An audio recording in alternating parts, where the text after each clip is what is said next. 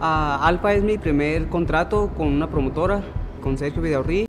Pues me siento muy bien, muy bendecido por tener esta oportunidad de tener a Alfa como mi promotor.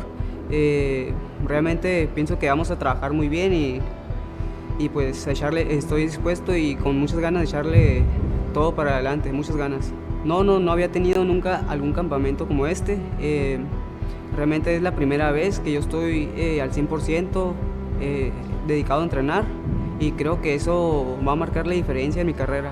Mi nombre es Francisco Sauceda, me dicen Frankie en el mundo del boxeo y soy entrenador de Ángel Ramos, el Diablito. Ángel antes no había tenido una oportunidad así que le dieran para apoyarlo de esa manera. Desde la alimentación, preparador físico, su entrenador, todas las herramientas necesarias para desenvolver ahora sí que su oficio. Desafortunadamente no, nos toca, ¿no? A mí y a mi familia estar pasando por esta situación pues realmente difícil. Es algo pues que nos dio el giro a nuestra vida, la verdad. Y créanme que estamos agarrando mucha fuerza entre todos y yo estoy apoyando a mi familia echándole ganas aquí en lo boxístico y creo que eso nos está ayudando para agarrar un poco de fuerza y ánimo. Pues fíjese, pues llegó ese momento, ¿no? En el momento, o sea, realmente no pensé en nada, yo no pensé en nada, al igual que mi familia, ¿no? Más que el estar ahí haciéndonos compañía y dándonos apoyo moral, pero realmente mi madre siempre habló conmigo, mi mamá, mi papá, o sea, realmente siempre ellos al 100% ahí conmigo, apoyándome en cada momento y eso realmente me dio fuerza para darle más impulso al boxeo. Realmente no pensé en dejarlo, sino tomé mi pausa para volver a retomar con más fuerza.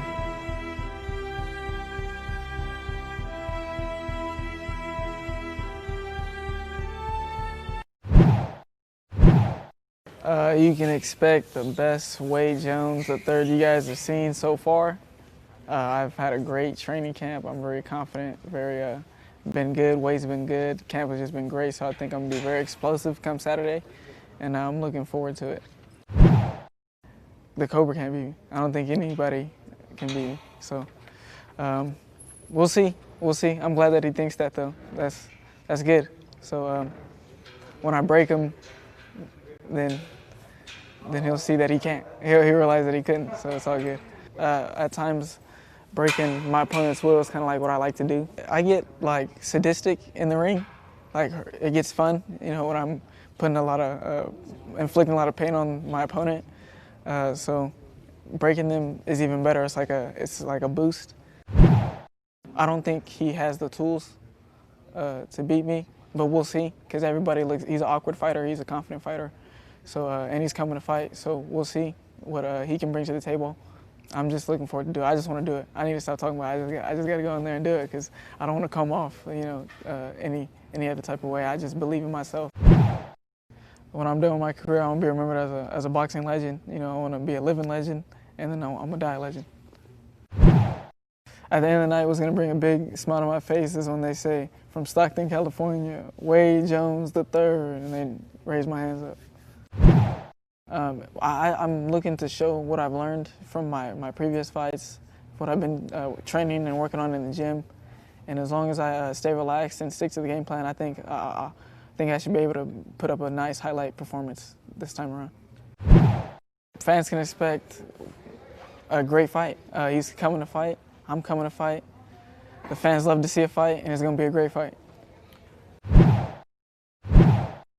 Toscano tiene planeado convertir a Alvarado en una estrella, pero con los puños y con las ganas que tengo de salir adelante le demostraré que yo puedo ser el ganador de este combate.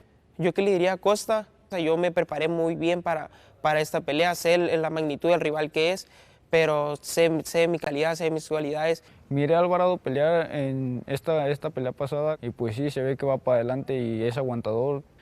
Pues me inspira porque es un reto y me gustan los retos. Claro, venimos a agregar a Alvarado en la lista de knockouts de mi récord. Sábado 5 yo quiero ganarle un Daniel Acosta sin pretextos, sin nada, que yo le haya ganado a un futuro campeón. Para aquellos que nunca me han visto pelear, pues me gusta darlo todo en el ring y no me importa recibir con tal de darles. Arriba del ring me siento como un tiburón queriendo cazar un pescado o una persona que se metió en su zona que no debe de estar. Pues sé que mi división es la más competida, son los mejores pugilistas en ese peso. Me veo peleando con ellos, sí, en algún momento de mi carrera. Esta será la transmisión que más gente me va a estar mirando y es una buena oportunidad que me ofrece Toscano Boxing para demostrarle al público de qué estoy hecho y que tengo ganas de ser campeón. Cuando me retire me gustaría ser recordado como un gran ídolo, no un peleador que se fue cuidando de muchas personas. Me gustaría ser recordado como boxeador que va para adelante, que le gusta entregarlo todo en el ring, que no me importa recibir, contar de dar golpes y demostrar que puedo ser mejor. No, este fin de semana venimos con toda la actitud para salir invictos, para seguir con nuestro récord intacto y para agregarle una victoria más al récord. Cortez, I saw film on him, and if he comes in and tries to fight me like he fought his last 4 opponents, he's gonna get knocked out. I can guarantee it. Pues ahora sí que el knockout se va a ver en la pelea. No puedo yo predecir porque yo sé que mi rival viene fuerte, viene con todo también. Pero si se presta la oportunidad, yo voy a noquear. Just a fighter that pretty much fought anybody to put in front of me. I don't cherry pick. You can see that off my record. I'll fight anybody. I can be undefeated right now if I really wanted to. But at the end of the day, you know, I wouldn't be testing myself getting there. I have a couple losses. Some of them should not be losses, and some of them I accept. But at the end of the day, that's what makes me a better fighter. Tuve un periodo de inactividad por diferentes cuestiones, lesiones, y también como tengo otra carrera, me dedico a la música también. Estuve enfocado unos años en eso y hasta que se nos prestó la oportunidad de regresar y estamos volviendo, pero no por eso venimos menos preparados. La audiencia me causa mucha emoción de que vaya a haber tantos espectadores por televisión observándonos, viendo el trabajo que vamos a hacer. Y pues nada, solamente me siento emocionado por ya sacar el compromiso y por pelear, por subir al ring. Yeah. I was at a gas station in Stockton, and there was some big old, he was like 6'3", 6'4", big old Mexican gangster-looking guy, just looking at me from far away. And then I noticed that he was, staring at me, but I'm just not used to, people recognizing me. So he comes up to me all crazy. He goes, "Hey, you're Gio." And then I was literally getting in my boxing stance, backing up. He was like, "Oh man, I'm a huge fan. I saw your last fight on Best in Boxing against that one dude." It's crazy, It's just I'm not used to that, and that's dope.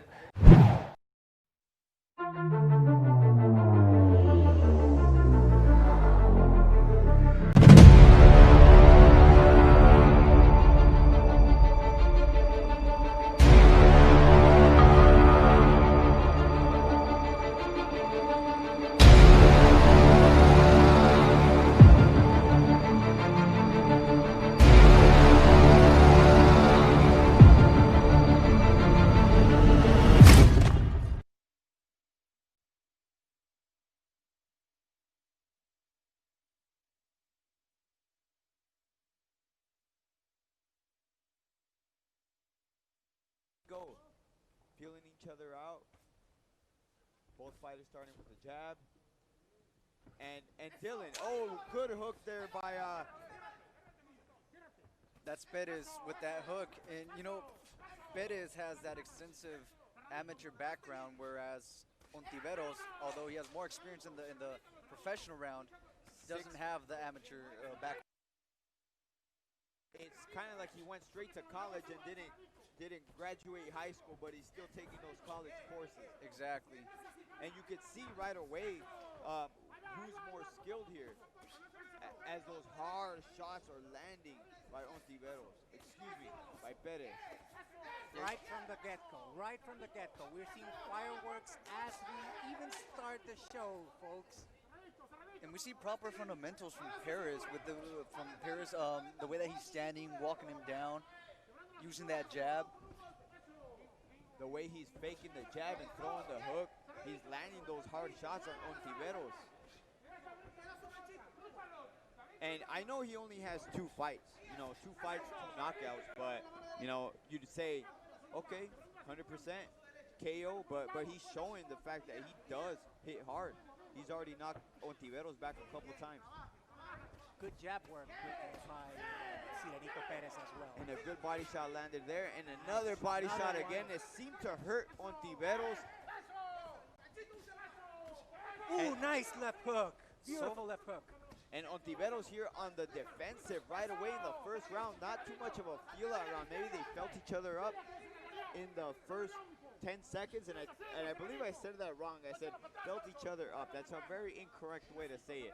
But I'm excited. This is a good fight to start our broadcast. You know something, Perez had mentioned that he intended to feel out his opponent.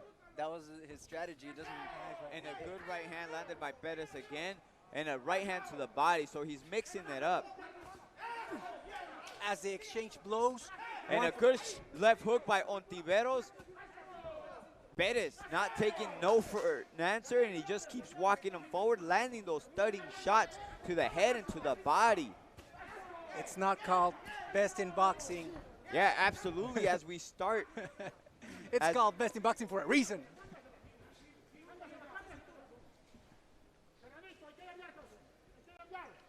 Soldadito throwing the jab. Now we see Ontiveros starting to use that jab a little bit more, which is good. This is what I want to see him use. And a good right-hander by Ontiveros, kind of maybe not enough to win the round though.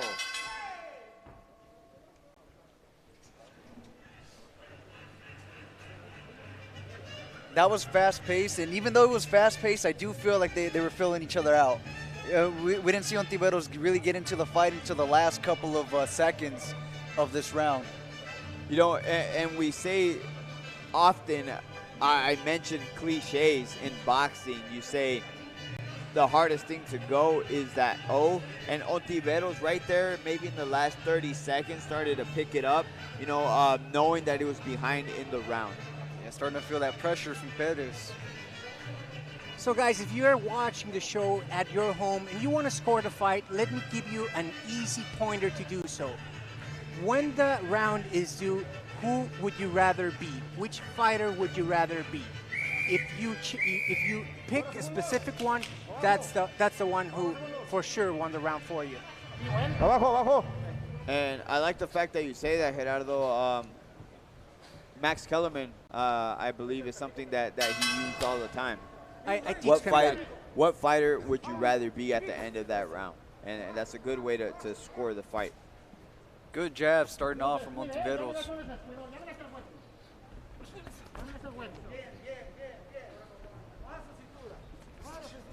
And Perez listening to his corner as they're asking for head movement. And good returns by Ontiveros on the counters. Little rough tactics there by Perez, warned by the referee.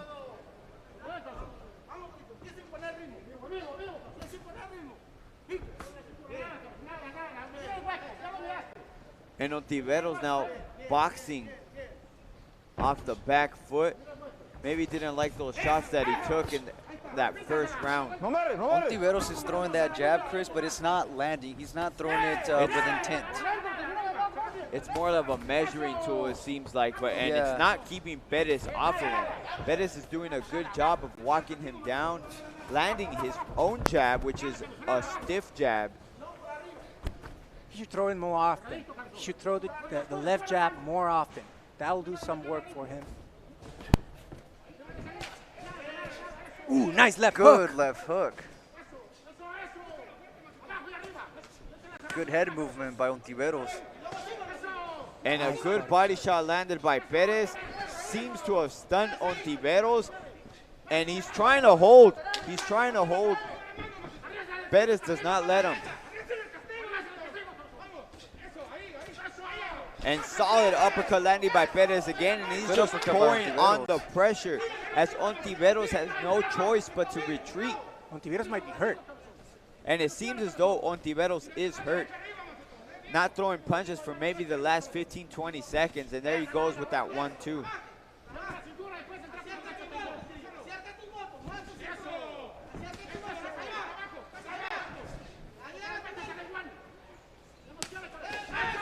Good body shots by Ontiveros. Good body shots, but a good counter left hook by Perez, and he's just right there in the pocket, hunting him down. And brave call by both management teams on both sides. Sergio Sirenito Perez 2-0. Noé Soldadito Ontiveros 6-0. Taking on two undefeated, or each taking on an undefeated fighter so early on in the career. That's brave. Wouldn't you say, Dylan? It's a good opportunity for both of these fighters to grow. Thank you to the Toscano Boxing for giving them that opportunity. Yeah, absolutely. But like I said, you know, you'd have to have a lot of confidence in your fighter to take on another undefeated fighter so early in their career. That was a good exchange at the end by both fighters. Beautiful. Beautiful. Now for this round, the last round, I felt Perez was dominating and putting on the pace. With this one, it was more back and forth. So we see Ontiveros getting into the fight. Yeah, it was a closer round, but let's go ahead to our unofficial scorer. Gerardo, how did you see the first two rounds between? I'm gonna do the first round was definitely for El Sirenito. Definitely, won't you say, guys? So right there we have 10 and 9. For the second round, it was a more a very equal round. It was competitive. So it might as well be a 10-10 rounds. I'm wondering what our fight fans down at YouTube are having the fight card at this far. So comment on the stream so we can see how you guys have it.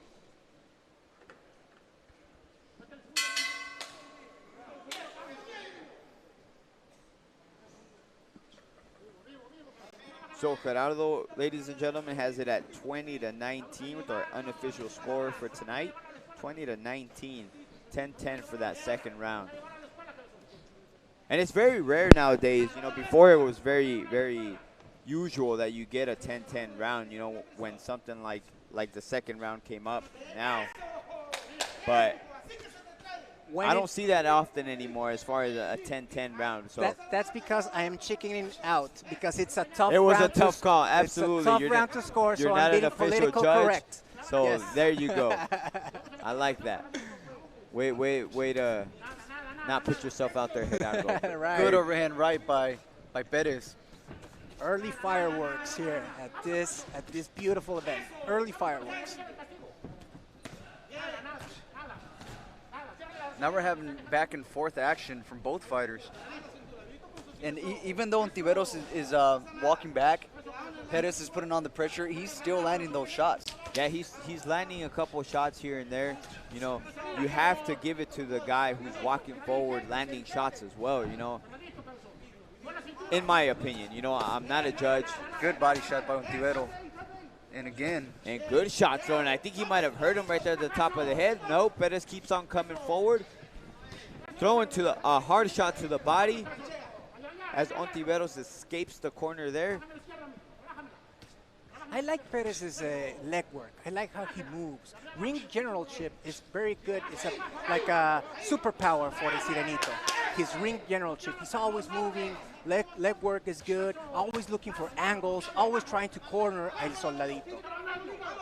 And that's how judges score off a ring generalship, you know. And you see here with Sergio Perez. He's doing a very good job of cutting off the ring. Right. Picking off shots like he did there, and he continues to go to the body of Ontiveros. Good left uppercut by Ontiveros, going back to the jab. Good body by Ontiveros. And a little combo there, slightly blocked by Perez, and a right uppercut that was not blocked by Perez, by Ontiveros.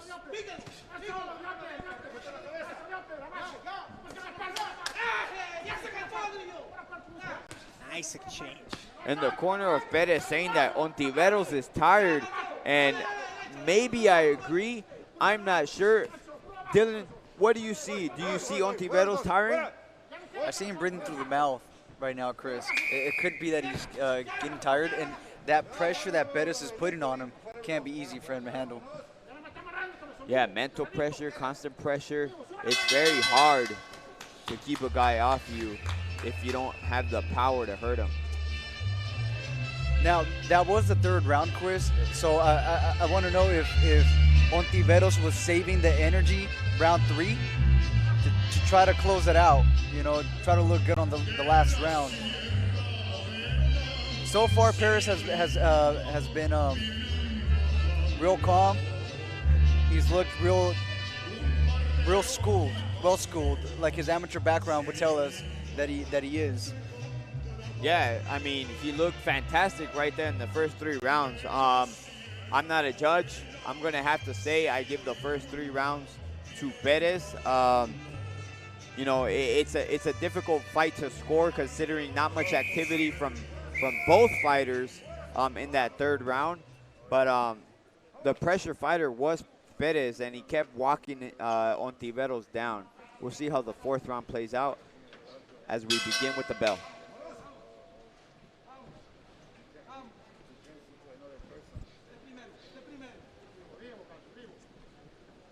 I want to make a note of both of these fighters because they have a record of 2-0, 6-0, so they don't have that much experience in there. But still, the pace that they're keeping, the calmness of it, is it's real professional. You know, they're not going in wild, throwing those knockout punches like a lot of other young prospects like to do. You know They're what? boxing. You're looking at 2 Tijuana fighters. This is a Tijuana fight right now. A lot of blows, technical, speed, power, highly entertaining, a lot of fireworks. This is Tijuana in a nutshell, ladies and gentlemen. Hey, well said, Gerardo, because, yeah, both fighters are boxers. Oh! And Ontiveros gets hurt, and Perez is trying to finish the fight. As Ontiveros stumbles back, and he still seems a little wobbly on his legs. He counters with the hook, but Perez is getting the better of this exchange as he tries to close the fight. And it seems as though the ref is going to step in and stop the fight. It's over. That was a great first fight. Wow. And what a first bout. You're exactly right, Gerardo. That was an exciting finish. Perez took full advantage when he hurt Ontiveros, and he did not let off the gas pedal. Fantastic bout to start the evening. Very good fight. Yeah, you saw Ontiveros' corner try to argue with the stoppage, but I agree with it, Chris. We saw his legs go wobble, and he wasn't responding for multiple punches. So I would agree with that stoppage. As we see here in the replay, after he wobbled him, he did not let off the gas. He continued to attack, forced the ref to stop it. You know what? I think that there's no need to be harmed more than you should. This guy is young. He has a whole career ahead of him. He's 6-1 right now with 4 knockouts. You can see he has talent. You can see he has future. So why argue with the stoppage? Like that's good. It's a good stoppage. You're protecting him. You know he'll come back. He has that eye of the tiger. He has the speed. He has that power.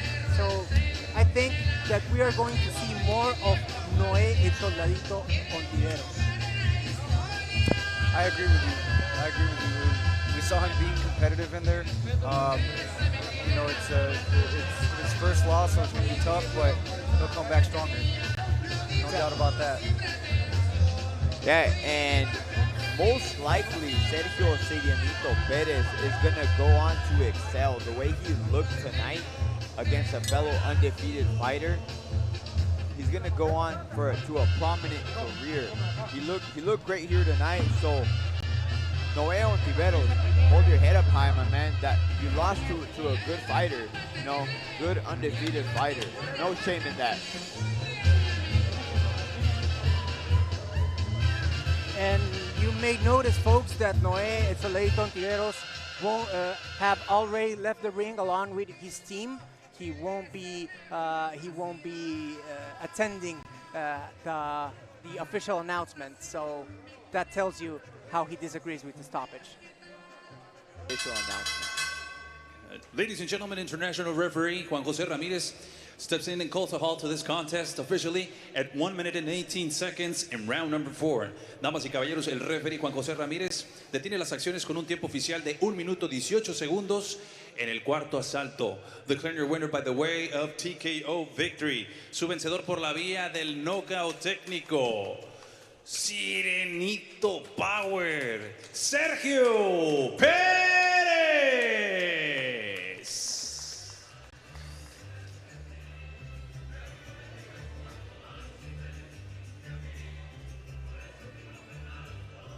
Good showcase of the fundamentals by Perez.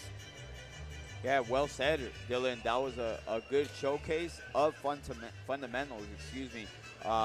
He was walking his opponent down, head movement, using sharp jabs, as opposed to Ontiveros. I believe it was Gerardo that mentioned. He was just poking that jab out there, not necessarily throwing it with conviction, which is what you need to keep a fighter like Perez off you. Fantastic fight to start off the night.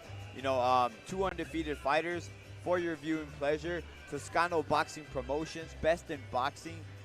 That was a good fight.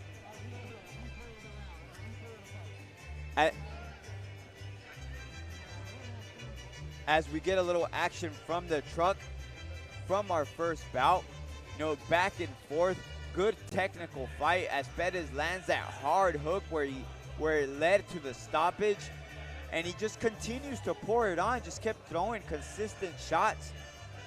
Nothing too hard, but it forced the ref to stop the fight there. As we bring into the next bout of the evening.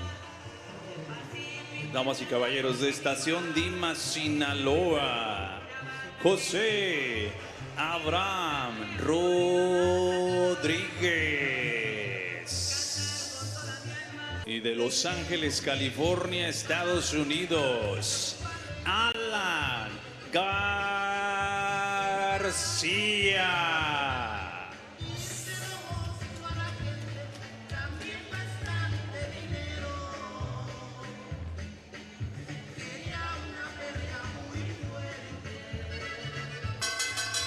Damas y caballeros, Toscano Boxing Promotions y VIP, The Best in Boxing, presentan este cotejo pactado a 4 rounds en la división de peso Super Pluma.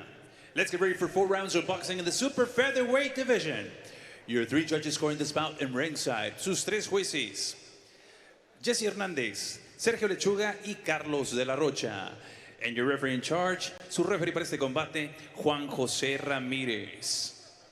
Introducing first, the fighter standing in the blue corner. He wears black and white. He officially weighs in 130 pounds. Presentando ustedes en la esquina azul, con pantaloncillo color negro con blanco, con un peso de 130 libras. He stands with 6 pro bouts. Cuenta con 6 combates profesionales de su natal Estación Dimas, Sinaloa. José Abrams Rodríguez. And his opponent across the ring, standing in the red corner. He wears blue with white trim and silver. He officially weighs in the same 130 pounds. Y su rival en la esquina roja, con pantaloncillo color azul con blanco y plata, con un peso idéntico de 130 libras. Y esta noche haciendo su debut profesional, making tonight his pro debut, hailing out of Los Angeles, California, USA, Alan García.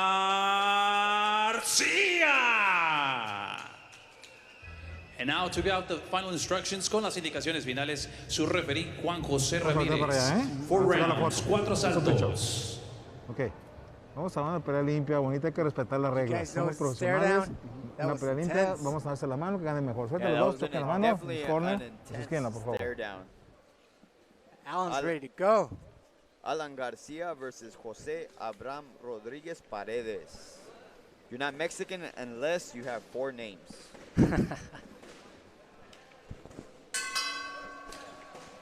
And here we go for the second bout of the evening. With this fight, Alan is coming in with an extensive amateur background, over 140 fights in the amateurs, training at a wild card in Hollywood. Yeah, and you see it right away, you know, Right you off the see bat. schooling. And a hard shot landed by Garcia on Rodriguez. And it seems like he's going to finish the night early because he is throwing bombs.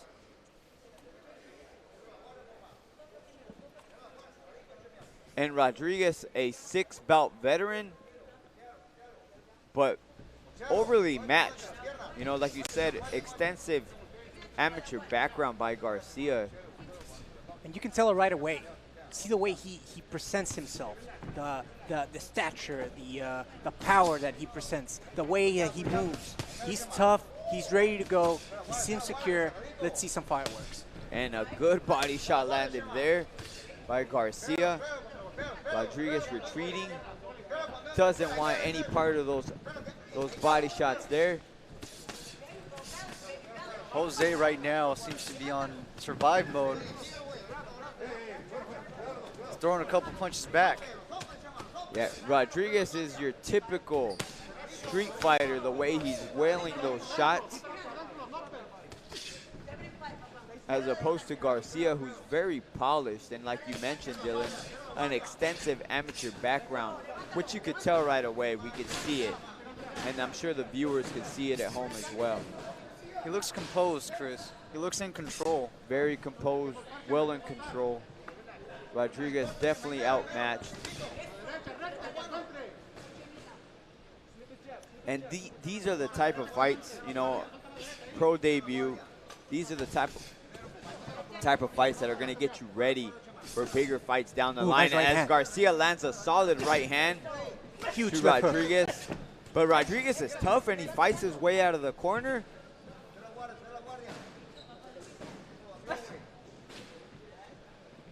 Chimita nodding his head, as in, let's go. You're not hurting me. I think otherwise, but let's see. Yeah, I think all three of us think otherwise. You know, those are hard shots landed by Garcia. I think Chimita right now is counting on countering Garcia when he comes in. I would like to see him put more pressure. He's letting Garcia off too easy. Yeah, being the guy with more experience in the pro ranks, but you wouldn't think it the way he throws his shots, and even thinking there that was the bell, which it wasn't, as we close the first round of our second bout of the evening. Best in Boxing, Toscano Boxing Promotions. We have Alan Garcia versus Jose Abrams Rodriguez Paredes. And Best in Boxing, once again, bestinboxing.com. We have our pay-per-view coming up soon, and this is just a little preview that you guys have.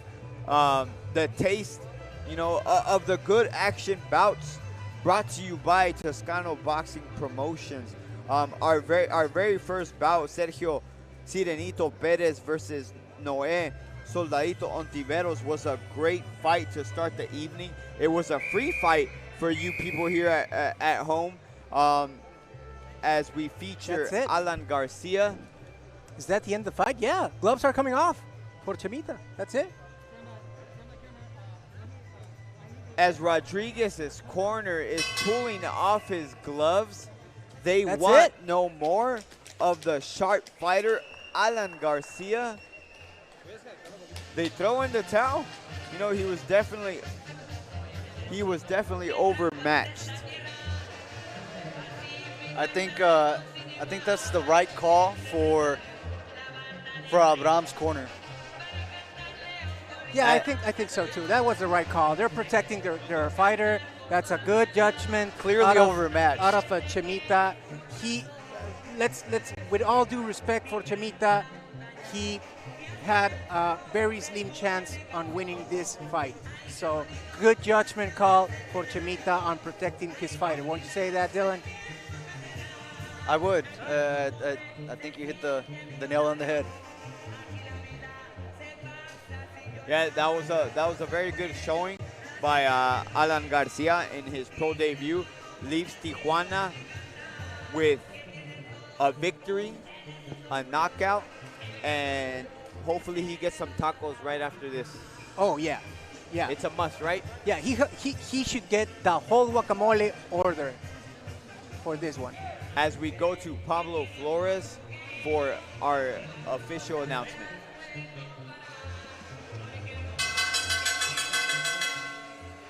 Ladies and gentlemen, we have the official time of 10 seconds into round number 2. Tenemos el tiempo oficial, 10 segundos en el segundo asalto. Declaring your winner by the way of TKO victory. Su vencedor por la vía del knockout técnico. LA, Cali, USA. Alan Garcia.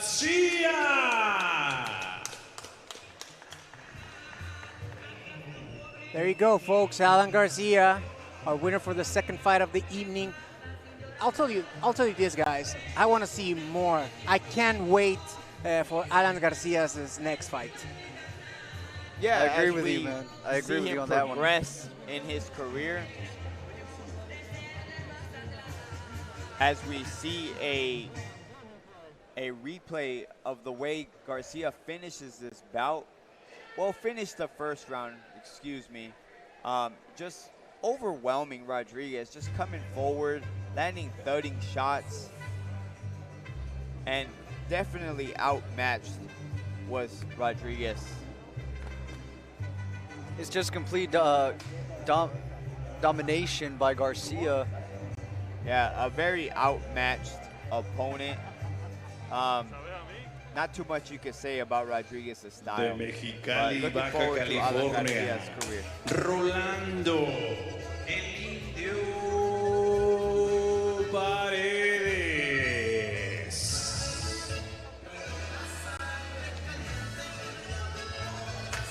As we have Rolando Indio Paredes coming in for our third bout of the evening, coming to you from Mexicali, Baja California.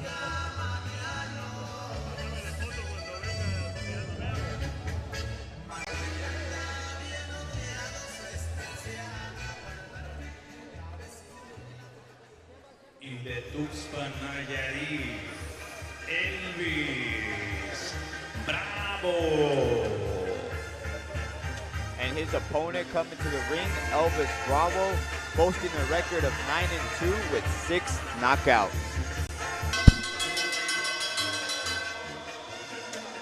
Damas y caballeros, Toscano Boxing Promotions y BIB, The Best in Boxing, presentan este combate pactado a 6 rounds en la división de peso medio. 6 rounds of boxing in the middleweight division. Your 3 judges scoring this bout in ringside. Sus 3 jueces, Jesse Hernández, Carlos de la Rocha y Sergio Lechuga. And your referee in charge of the action, su referee para este combate, Juan José Ramírez. Introducing the fighter standing in the blue corner, wearing white with red. He officially weighs in 160 pounds. Presentando ustedes en la esquina azul, con pantaloncillo color blanco con rojo, con un peso de 160 libras. He stands with 28 professional bouts. Cuenta con 28 combates profesionales de la capital. Tierras Cachanillas, Mexicali, Baja California. Rolando Indio Paredes. And his opponent across the ring, standing in the red corner, wearing black with silver and blue. He officially weighs in the same 160 pounds. Y su rival en la esquina roja, con pantaloncillo color negro con plata y azul, con un peso idéntico de 160 libras.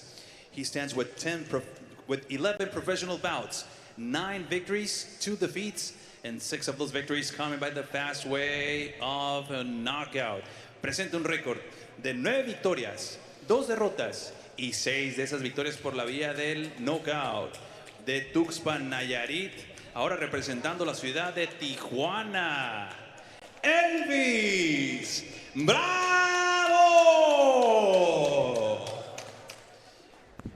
And now giving out the final instructions con las indicaciones finales, su referee, Juan José Ramírez. 6 rounds, 6 asaltos.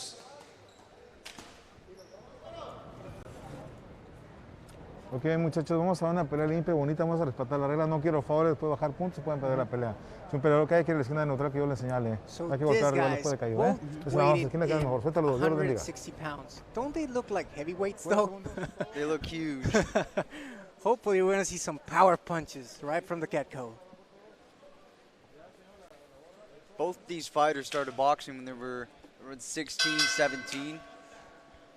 A relatively late start, wouldn't you say, Dylan? Yeah, but most kids start boxing when they're, what, around 7? Yeah. When did you start boxing? Well, I actually started boxing when I was 14, but I've known a lot of fighters, you know, starting in their early ages, single digit numbers. Example, one of the best, Oscar De La Hoya, I believe he started when he was 5 years old. Right off the bat, we see Rolando putting on the pressure. Yeah, I would think that Bravo would be the one that's coming forward the way he was staring at Paredes. Excuse me, at Bravo, across the ring. Little angry look seemed like. Yeah, aggressive, and as he shakes his head, as in, you're not hurting me, you have no power. I'm telling you guys, one punch this night could end early for both of them. Good work by Bravo, by the way. Even though he's the one being backed up, he's using good ring IQ, blocking a lot of those punches. Huge. Yeah, you're right. He is using the ring. He's using his movement. And he's hitting back. That's the important part. He's working off of the back foot. Paredes, though, in that exchange landed a hard body shot. You see Paredes standing in front of him. He threw a jab right now, but I want to see him throw more jabs and set up the combinations off that jab. Well, we're this close that I'm pretty sure he hears you, Dylan. He should take the advice. Use the jab in the... Oh! And Paredes goes down with a hard right hand by Bravo.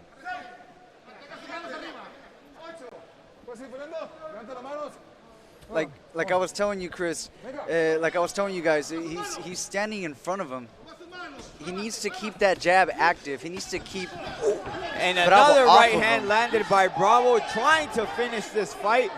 Paredes, though, tough. Putting on his game face, but getting hurt in the process. Hard shots landed by Bravo.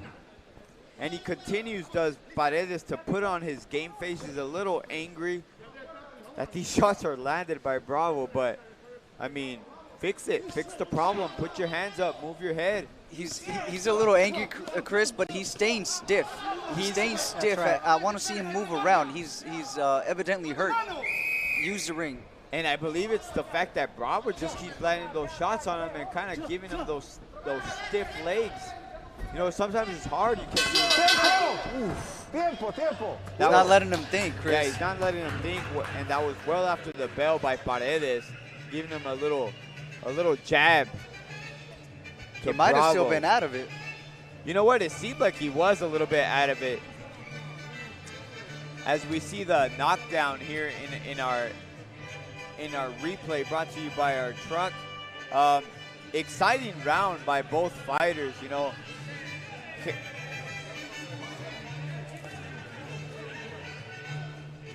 Here we go. And there goes that right hand landed by Bravo, straight right. He was on balance, was Paredes, but that right hand was just right on the button. Right on the button. He was square, wasn't he? He was. He was standing square. He had his guard open right in the middle. My mistake. I thought he was standing well with his right foot behind him, but you guys are telling me otherwise. I'm going to go ahead and take your take your knowledge on that. And yeah, but he went straight down like a sack of potatoes. I'm liking this fight. I'm giving it 3 chalupas. Three This fight. chalupas. 3 chalupas. The chalupa meter, ladies and gentlemen. 3 chalupas for this fight. I'm unfamiliar with that term, Dylan. This is very. I'll accept it. Fill me. I'll accept it. You're gonna have to fill me in on this one. Oh, with a solid right hand landed by Bravo.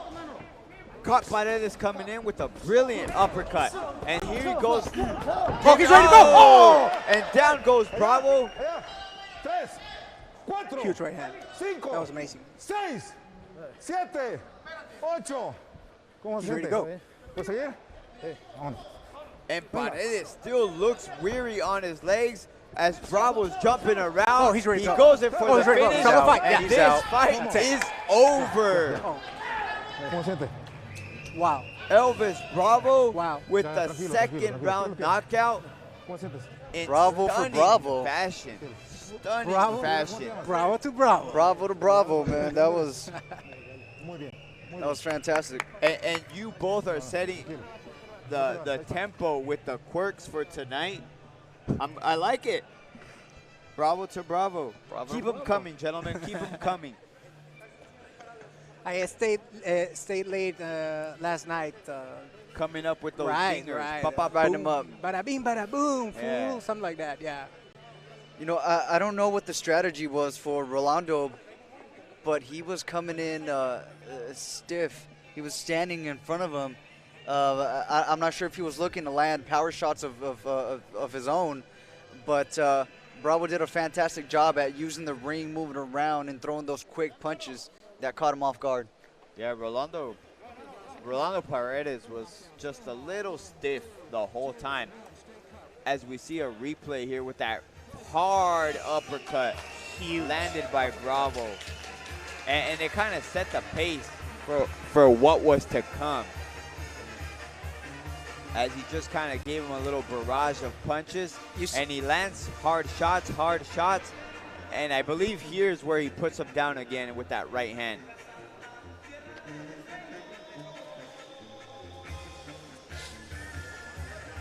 Solid performance by Elvis Bravo.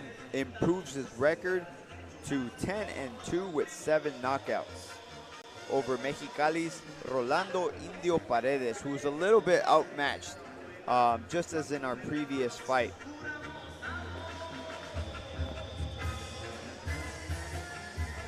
As we give you guys a preview for bestinboxing.com for our pay-per-view special. This is just a preview of what's to come. We had 3 exciting bouts here tonight for our free preview of the evening. Guys, this was a very good fight. This was a very good undercard to show us what's to come for our pay-per-view fights, which are very evenly matched against good fighters. The whole card is stacked, Chris. We have matchups here, and neither one is lopsided. These are all going to be competitive, exciting fights to watch. You know, as we give props to Toscano Boxing Promotions in their matchmaking, I know I've said it before.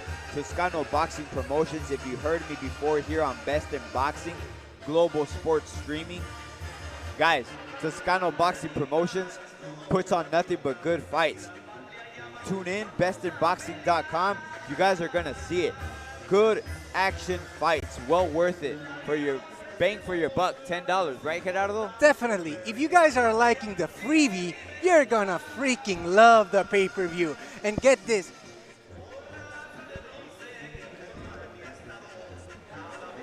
All right, and you're going to see a lot more of the Chalupa meter as we get to see the full fight replay. Huge right hand, stiff right hand for Elvis Bravo to El Bravo, right? That was and there a you nice go again, uppercut, too. boom, with the quirks for today. Keep them coming, Gerardo. An exciting style by Elvis Bravo. Just poured it on tonight, man. Looked fantastic, bro. Like, I'm excited for this guy's career as I hope to see him on another telecast of Best in Boxing and Toscano Boxing Promotion. I agree with you, Chris. I was going to say the same thing. I can't wait to see this guy back in the ring.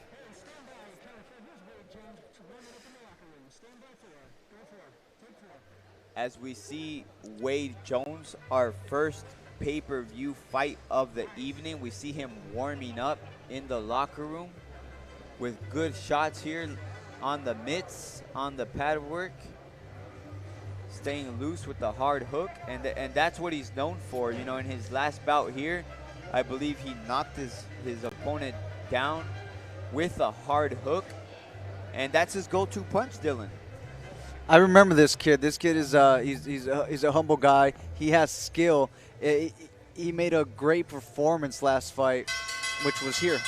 And ladies and gentlemen, this bout comes to an end officially with a time of 50 seconds into the second round. Tenemos el tiempo oficial, 50 segundos en el segundo asalto. Declaring your winner by the way of KO victory. Su vencedor por la vía del knockout. Tuxpan, Nayarit y la Colonia Libertad de Tijuana.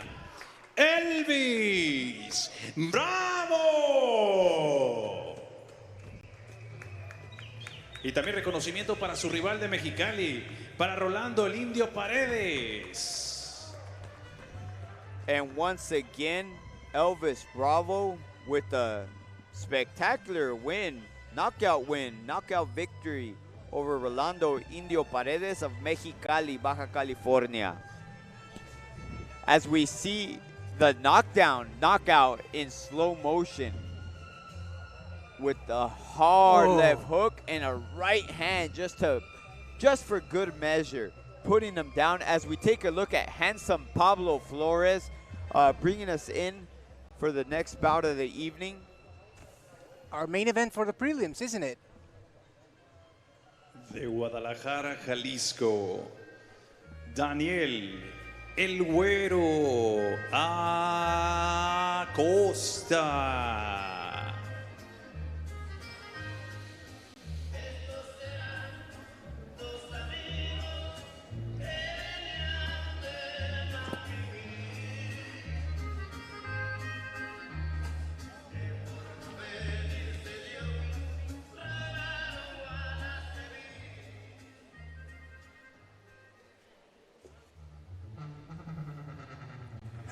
Y de Ensenada, Baja California, Jose Karma Alvarado making his way to the ring. And yeah, Dylan, Jose Karma Alvarado, we have seen him before on the telecast. A very good fighter, 6-0, 4 knockouts. Not too far away from here. Ensenada, Baja California. As we take it to Pablo Flores for the next fight. Promotions y VIP de Best in Boxing presentan este encuentro pactado a 6 rounds en la división de peso ligero. 6 rounds of boxing in the lightweight division.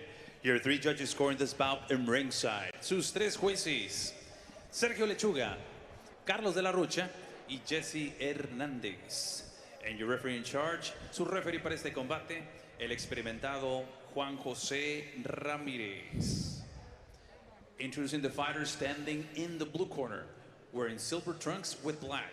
He officially weighs in 135 pounds. Presentando ustedes en la esquina azul, con pantaloncillo color plata con negro, con un peso de 135 libras. He stands with 9 professional bouts, 8 victories, 1 lone defeat, and 5 of those victories coming by the fast way of knockout. Presenta un récord de 8 victorias, 1 derrota, y 5 de esas victorias por la vía del knockout. De la tierra del tequila, Guadalajara, Jalisco, Daniel El Güero Acosta. And his opponent across the ring, standing in the red corner, wearing the Mexican colors, green, white, and red. He officially weighs in the same 135 pounds. Y su rival en la esquina roja, vistiendo los colores mexicanos, verde, blanco y rojo, con un peso idéntico de 135 libras. In 6 professional bouts, he stands undefeated with 6 victories, no defeats, and 4 of those victories coming by the fast way of knockout. Presenta un récord de 6 victorias, 0 derrotas y 4 de esas victorias por la vía del knockout. De la bella Cenicienta del Pacífico, Ensenada, Baja California, José Karma Alvarado.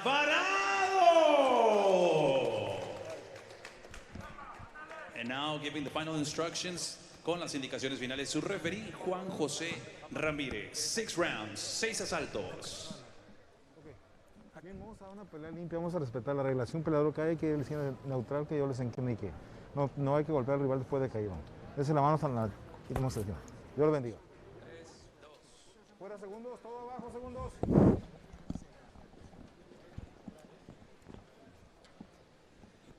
Just a quick fun fact, if you guys ever wonder why the fighters turn and point to us, take a picture before the fight, that's actually for box rec.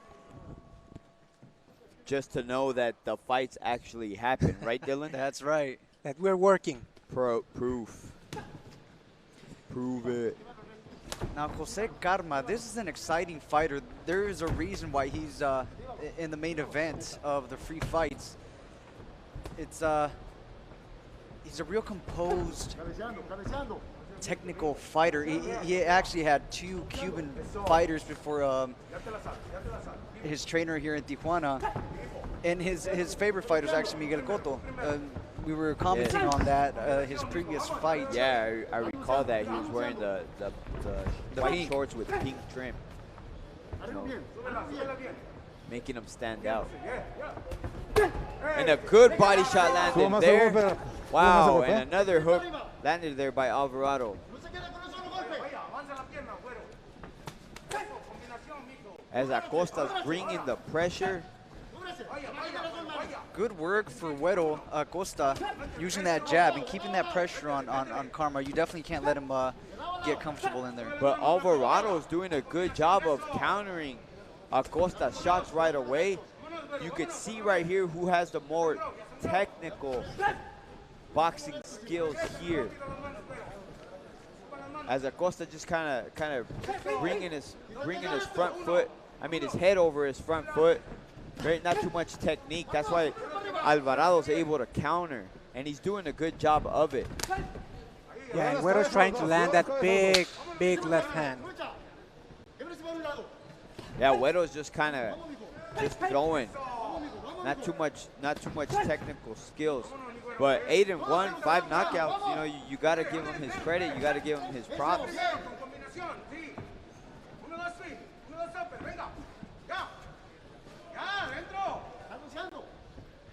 Güero seems a bit hesitant. His corner is urging him to be more precise, to pressure more, to be first. That's what they are shouting him on Acosta's, El Güero Acosta's corner. Güero doesn't have as extensive of a amateur background as Karma. You see Karma just real calm, staring his opponent down, throwing that stiff jab. It's probably going to take Güero a couple rounds to get comfortable in there. I don't know how comfortable he's going to get if Alvarado keeps landing those straight right hands to the chin. You're right on point. And once again, it's the fact that Acosta, you young fighters out there, Acosta's head is over his front foot pretty much the whole round.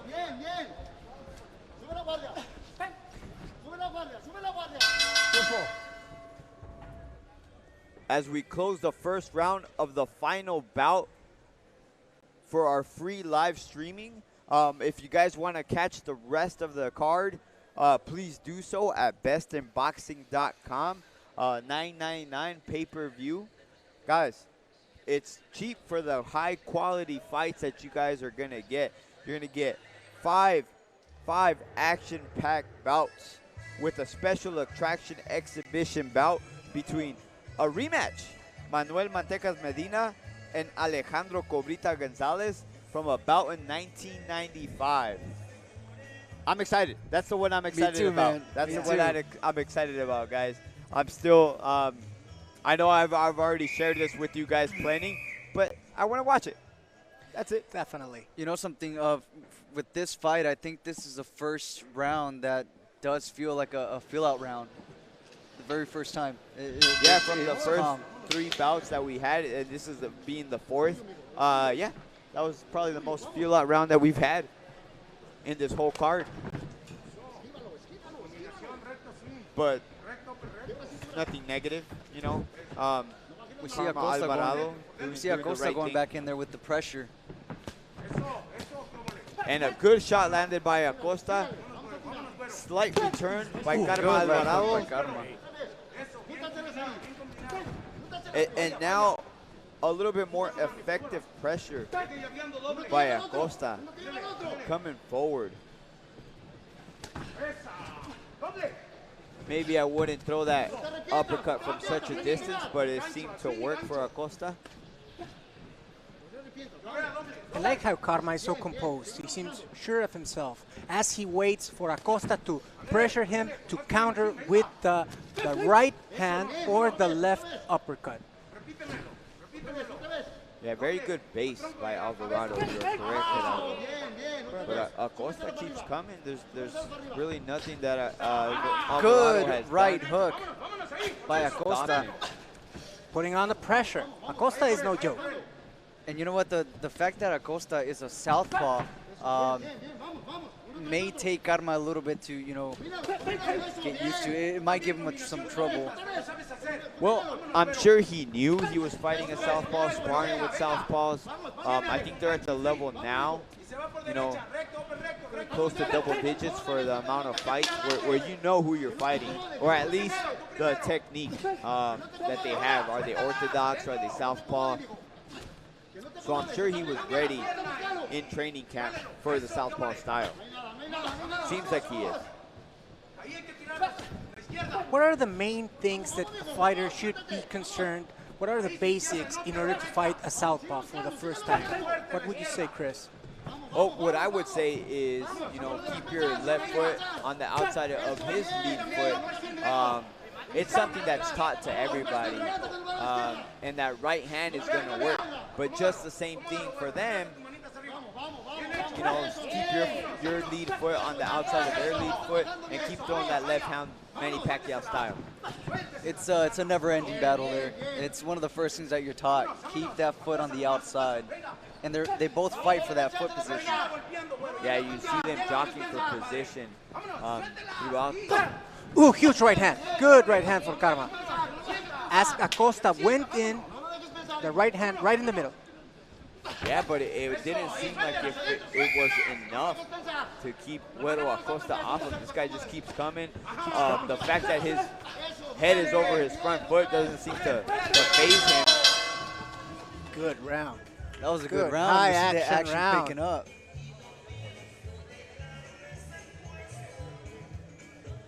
You know, like I mentioned before, Karma's coming forward looking real calm, but Acosta's still doing damage, you know? I mean, Karma is walking backwards doing damage, and Acosta, he's walking forward and not always landing as stiff punches as Karma. So it's going to depend on the judges how they score that round. Yeah, and on that, how would you score it? Absolutely. As we go to our unofficial scorekeeper, Gerardo, how do you have it in these first 2 rounds? As we see the replay, Chris, I'm having this far 2 rounds for Karma and 0 for El Güero Acosta. That's 20-18.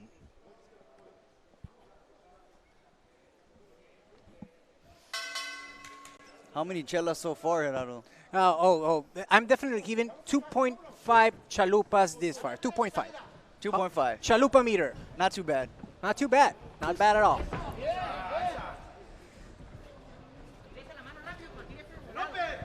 And want to remind everybody at home, make sure you guys tune in to our pay-per-view here tonight.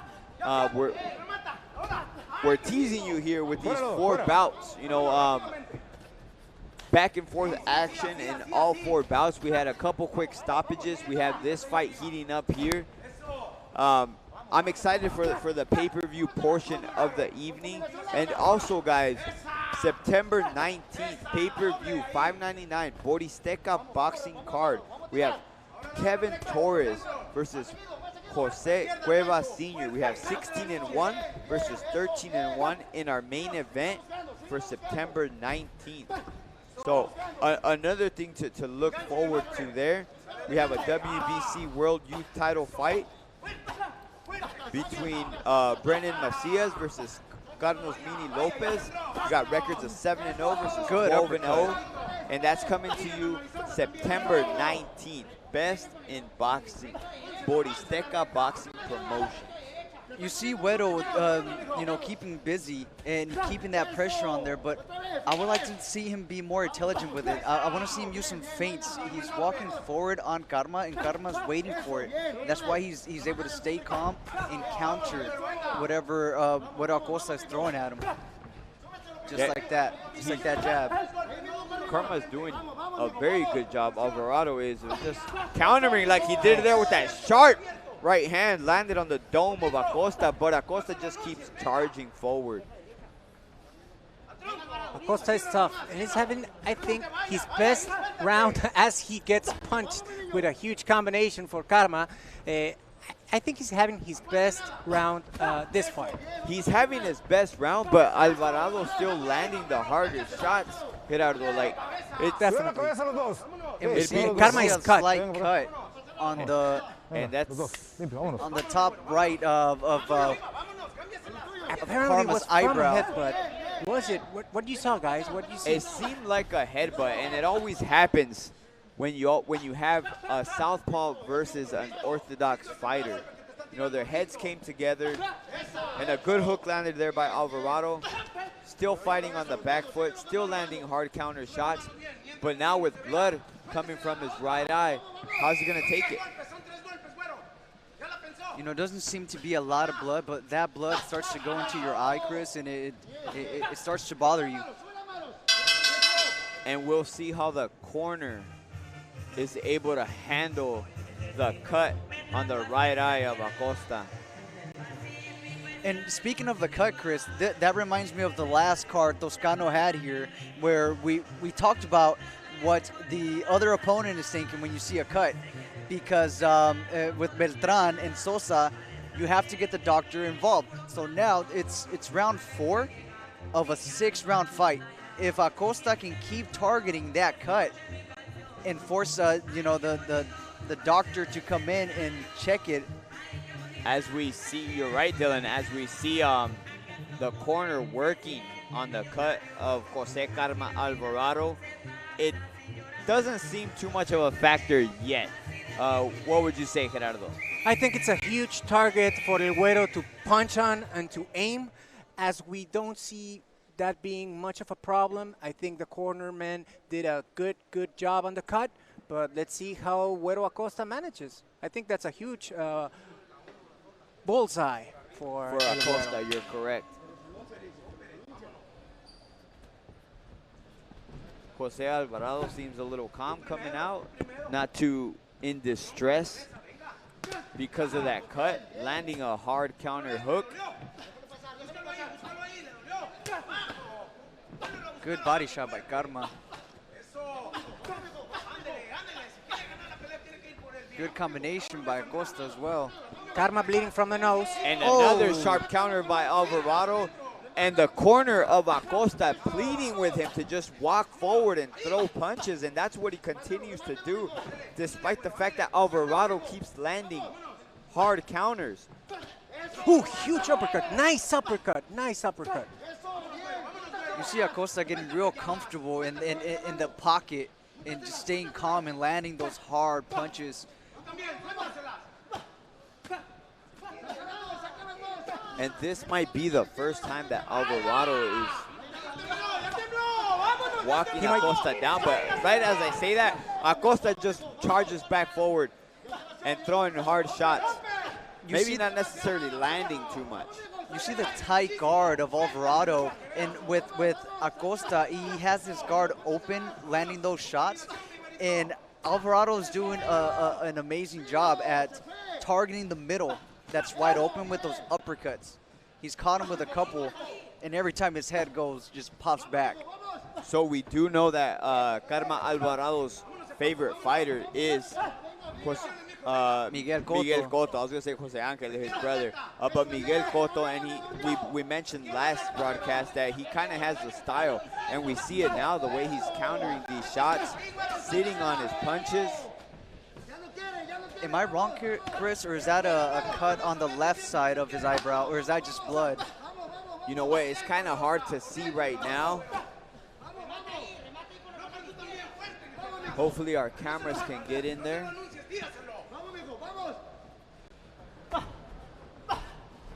And good head movement there by Karma Alvarado. And it seems as though Acosta's finally running out of gasoline a little bit. You know, maybe not. Oh! And it seemed like a knockdown. The referee counts it as a slip, but I believe a shot was landed, and a hard shot. Alvarado coming forward, thinking he has his opponent hurt. You see Acosta standing in front of him trading, but he doesn't have the same stance as Alvarado, where Alvarado is sitting down on the punches, hard, stiff punches. And Acosta has more of a style where it's stick and move, but he's staying in there. Yeah, and it goes back to what I said at the beginning of this fight in the first round, where his head is over his lead foot. Young fighters, if you're watching this, your head should not come over your lead foot. You're off balance. You have no power. You're not effective. And Karma Alvarado doing the right moves. He's doing everything good. Best in Boxing presenta una noche de peleas increíble. Big punches being landed here on the phone booth on the inside. He continues to pour it on, does Jaimes. Oh. Cantil may look like he's out on his feet. Firefight, down goes Rosas. Oh, a big shot there. Ramos now. Forcing to cover up. Not looking good. Ramos contra Villalobos. Best in Boxing Pay-Per-View en vivo este 5 de septiembre, 6 p.m. Pacífico, 9 p.m. Este. Entradas a la venta ya en bestboxing.com. And there's a little promo from the truck for our Spanish listeners, Spanish speakers here. bestinboxing.com. Coming to you live from Tijuana. Good stiff right by Karma. Good combination by El Güero, huh? Yeah. I think that is what he has to do.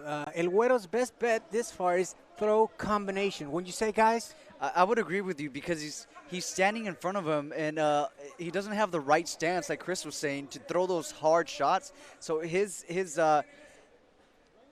one chance is to throw those multiple punches and move. Do not let Alvarado land one of those hard punches.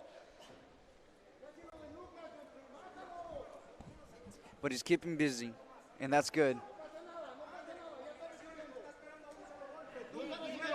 And good stiff jabs by Alvarado.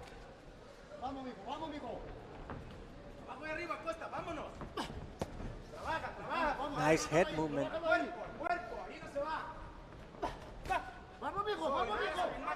You see Alvarado throw that right uppercut when Acosta leans in, and he seems to be waiting for it.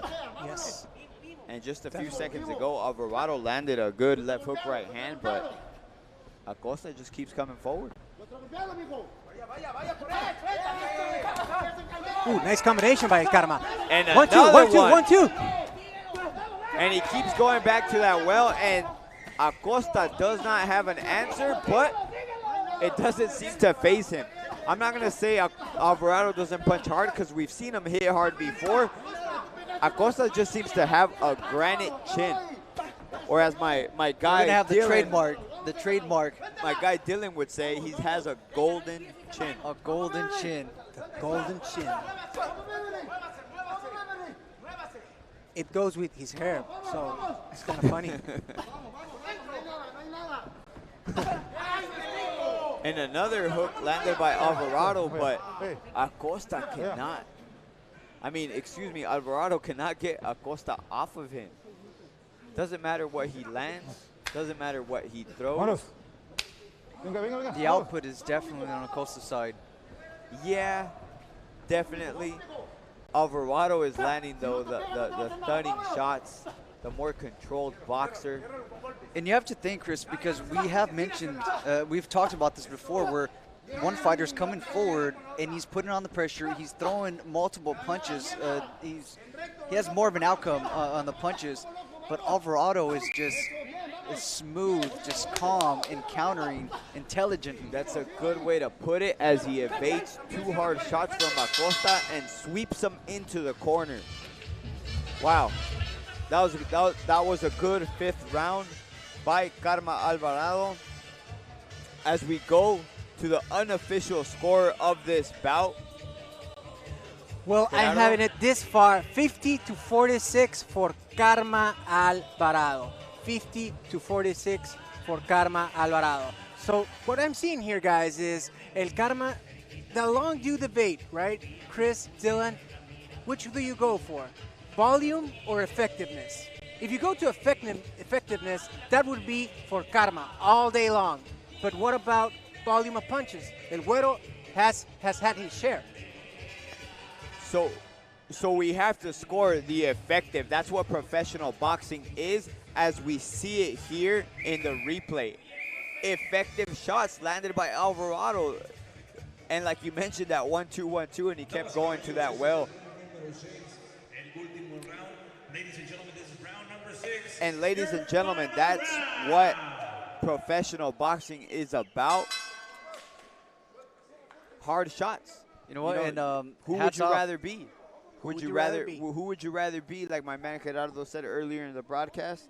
You know, it's a good way to put it.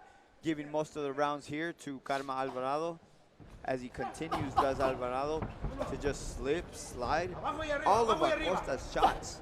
You know, and I want to go back to mention the fact that he had Cuban trainers, because you see that with the 1-2, just like Rigoldao, 1-2 in, 1-2, and moving around. The slip, the slide, very smooth. The calmness as well. By Karma Alvarado.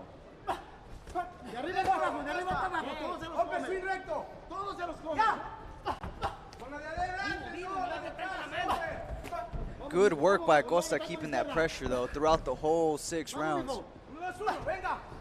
Tell you what, he has heart and he has endurance. Yeah, you definitely have to give him both those traits, the heart and the endurance. But that's about it, man. He's getting clipped over and over by Karma Alvarado. Karma seen here waiting for an opening to throw that huge uppercut, perhaps that 1-2 combination that worked very well for him during the last round. Good left hook by Alvarado. Solid left hook.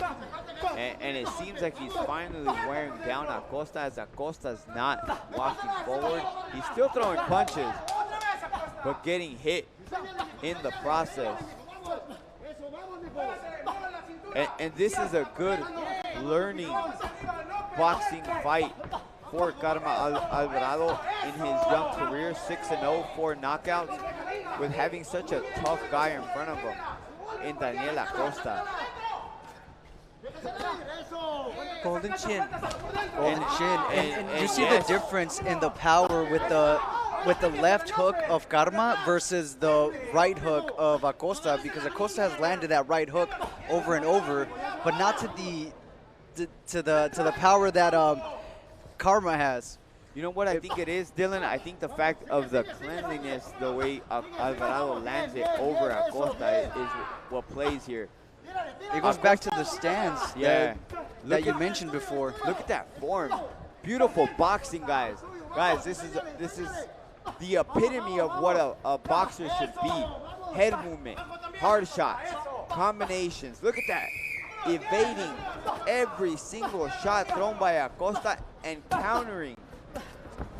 Does Karma Alvarado. as he closes the show with a hard right overhand right, landed to the dome of Acosta, closing off the free session of Best in Boxing. Guys, tune in tonight for bestinboxing.com for the pay-per-view portion of our telecast. Global Sports Streaming, Toscano Boxing Promotions. Guys, if the first 4 bouts of the evening prove to be anything, is that we're gonna get a good showing in the pay-per-view portion of this event.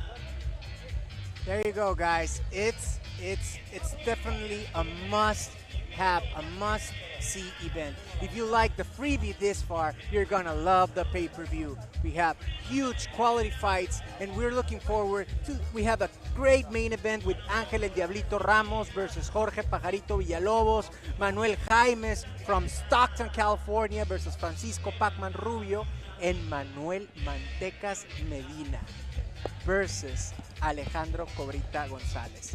OG.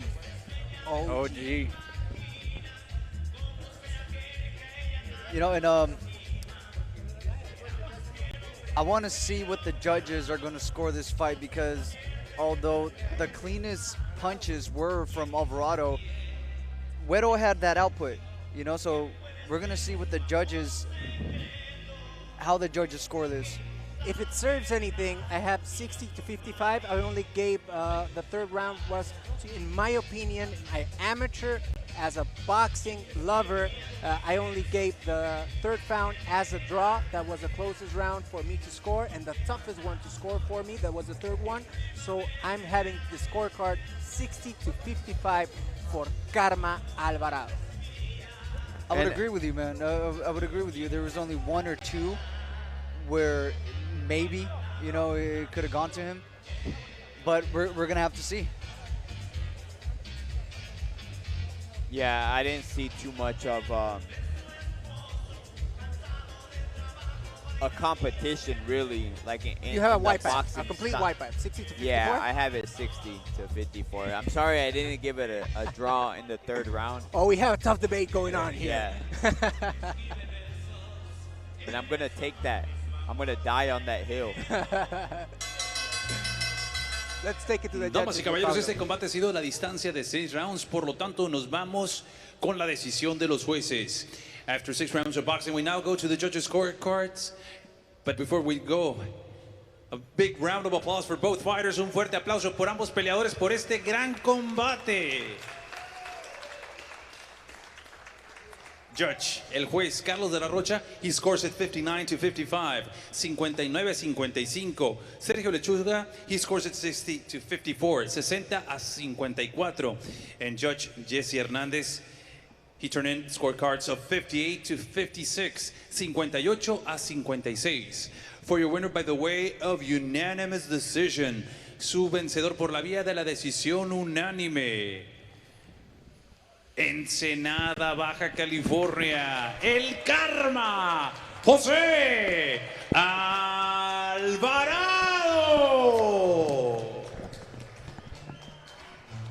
As Jose Karma Alvarado gets the victory here tonight.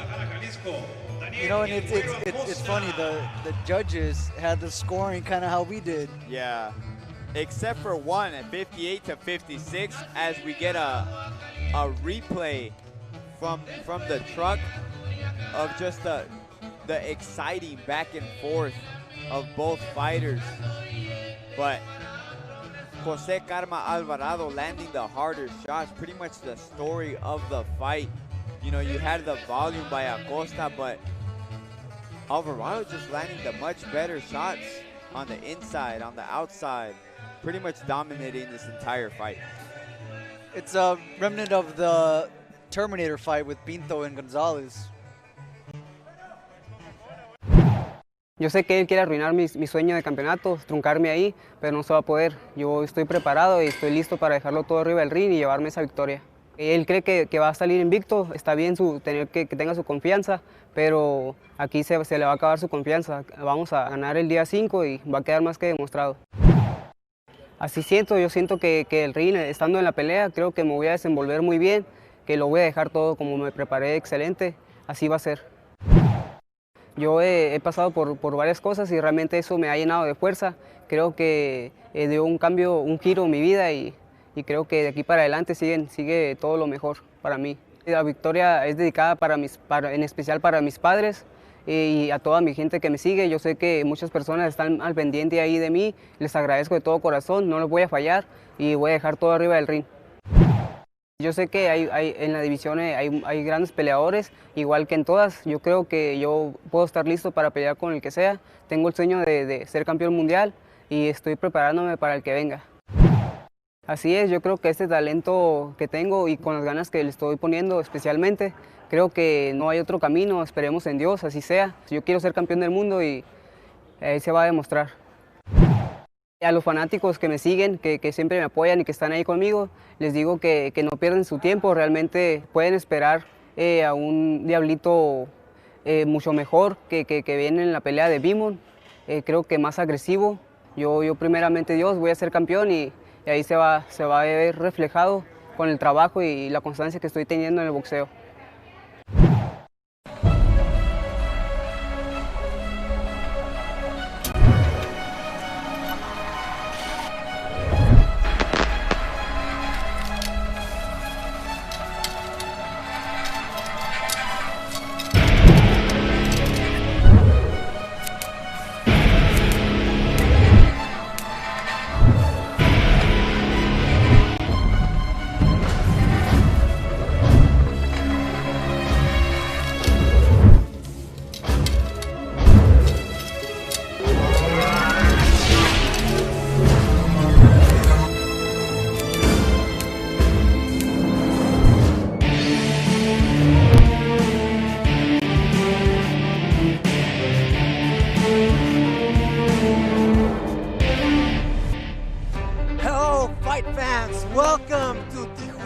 Mexico, here in El Foro Hialeah. I am your host for tonight, Gerardo Rodriguez. Welcome, everybody.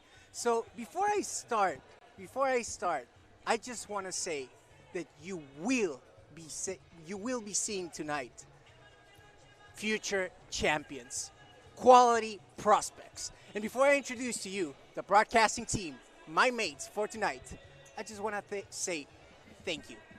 Thank you for your sponsorship. Thank you for being here. Thank you for supporting us as we can support the sport, as we can feature future champions of the world. From the bottom of my heart, thank you. Thank you, fight fans. So, that being said, let's get on going for tonight. On my left side, we have Dylan El Rey Miranda. Dylan, how are you doing tonight? Doing real good, man. These have been some really great fights. I'm excited to see the pay-per-view fights. We have an exciting co-main event where Manuel Jaimes, a young prospect, a knockout artist, versus Pac-Man Rubio, who is a black belt in Taekwondo. So that is, I want to see how that goes. We're not going to see any kicks tonight, are we? We're hoping there's no kicks in this fight. And on my right side, we have the San Diego Kid, Chris Martin. How are you doing tonight, Chris? I'm doing great, man. Thank you. So, tell me about how what are you expecting for tonight? So, the fight I'm most excited about is Manuel Mantecas Medina versus Alejandro Cobrita Gonzalez in an exhibition bout. So this fight took place in 1995, and Mantecas Medina went ahead and pulled the upset card on Cobrita Gonzalez. Cobrita Gonzalez never got his rematch, so tonight they're gonna do an exhibition bout here for the fans, for you guys to enjoy at home. And we all know what could happen in exhibition bouts. Just ask Apollo Creed when he fought Ivan Drago. Hopefully we'll see nothing like that tonight.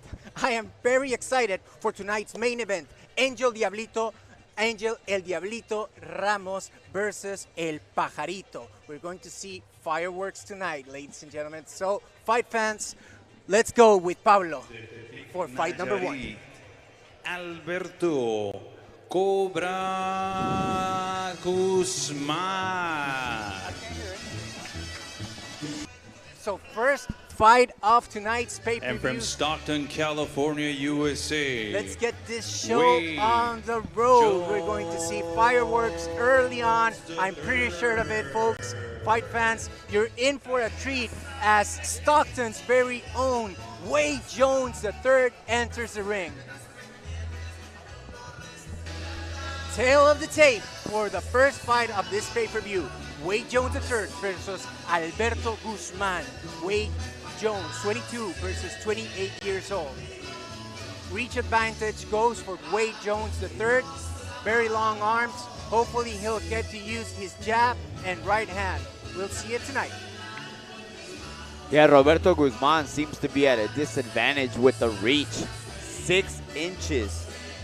6 inches of reach for Wade Jones. And hopefully he's able to capitalize on it for his sake of his undefeated record to keep Guzman off of him.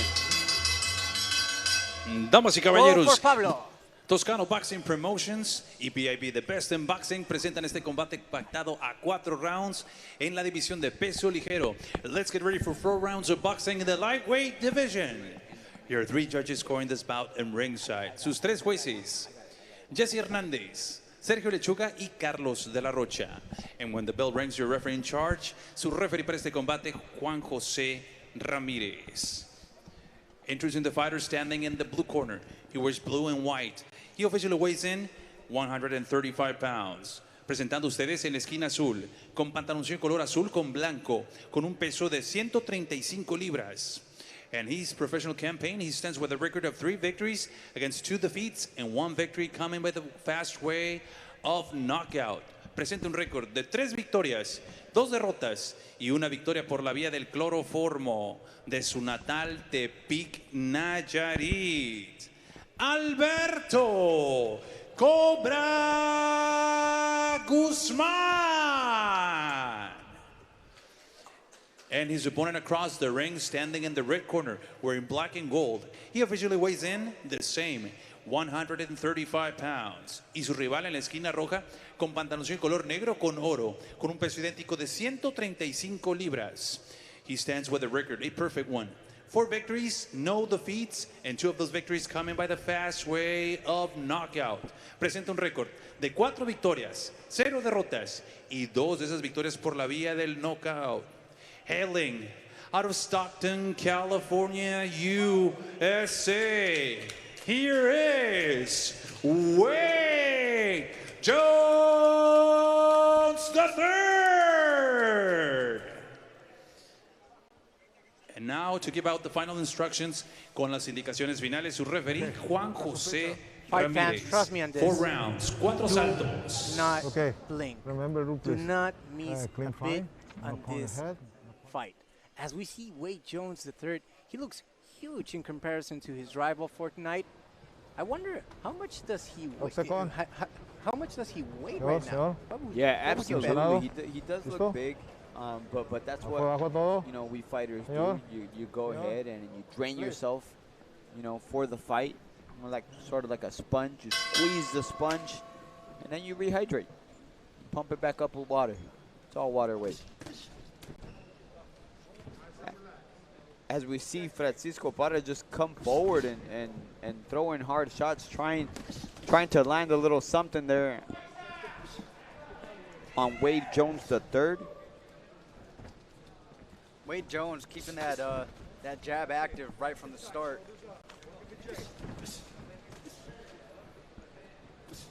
He looks Good long. focused. He looks intense. Good long reach with that left jab. I think that'll be his moneymaker for tonight. That long, stiff left jab. He should throw it all night long. Yeah, you see Guzman going in with a overhand right, going in for a knockout, while Jones is staying composed, staying intelligent, keeping that jab in his face, and his guard up. Good exchange of jabs there. And in his last bout, Wade Jones III defeated Hector Hernandez by unanimous decision here in the same spot. El Foro de Tijuana, Toscano Boxing Promotions, Best in Boxing. And one thing we saw in that bout versus Hector Hernandez is just the educated jab by Wade Jones III. As we see it here, he just keeps pumping it with good balance and at times combinations, good combinations right off the bat. You see Wade Jones's, each punch is thrown with authority. Each punch is thrown with intent. Yeah, definitely throws good shots. You know, he's got a 50% Good clip. body punch, good body punch by Jones. 3, 4, 5, 6, 7, 8, 9. That's it. And That's he's wincing as he goes to the corner. Beautiful shot landed by Wade Jones III. And see if we could see his opponent once again. And he's still wincing in pain. He's sitting down on the stool. And he's hurting, Dylan. Hey, man, those body shots are no joke. I told you, do not blink. Do not blink. You're going to miss a shot. Hopefully, you did not blink. But if you did, we'll get a replay for you soon enough. Yeah, definitely. We will have the replay for you guys, but we were in the process of saying, you know, what an educated jab Wade Jones III has, but he landed a solid hook to the body and just sent his rival Alberto Guzman into pain. And what a way to kick off the pay-per-view fights, Chris. Yeah, absolutely. I mean, we had a couple fights in the prelims go the distance, but Wade Jones, quick work. Ladies and gentlemen, this bout comes to an end with a time of 2 minutes and 4 seconds in the very first round. Tenemos el tiempo oficial, 2 minutos 4 segundos del primer asalto. Declaring your winner by the way of KO victory. Su vencedor por la vía del knockout. Stockton, California, USA. Wade Jones III.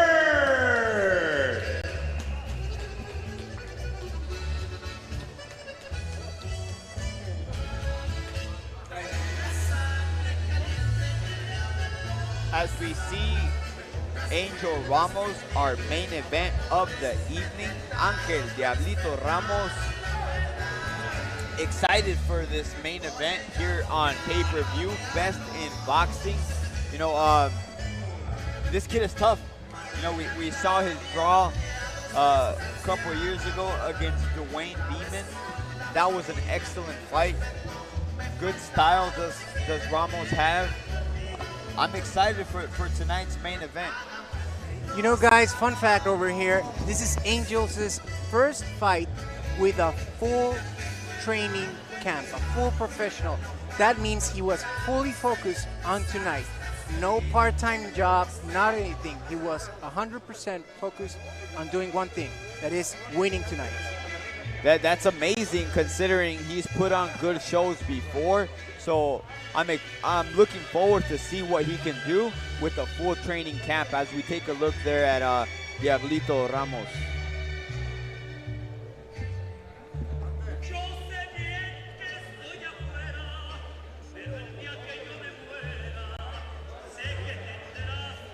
As we see our next fight here of the evening, Giovanni King Gio Gonzalez versus Brandon Cheche Cortez.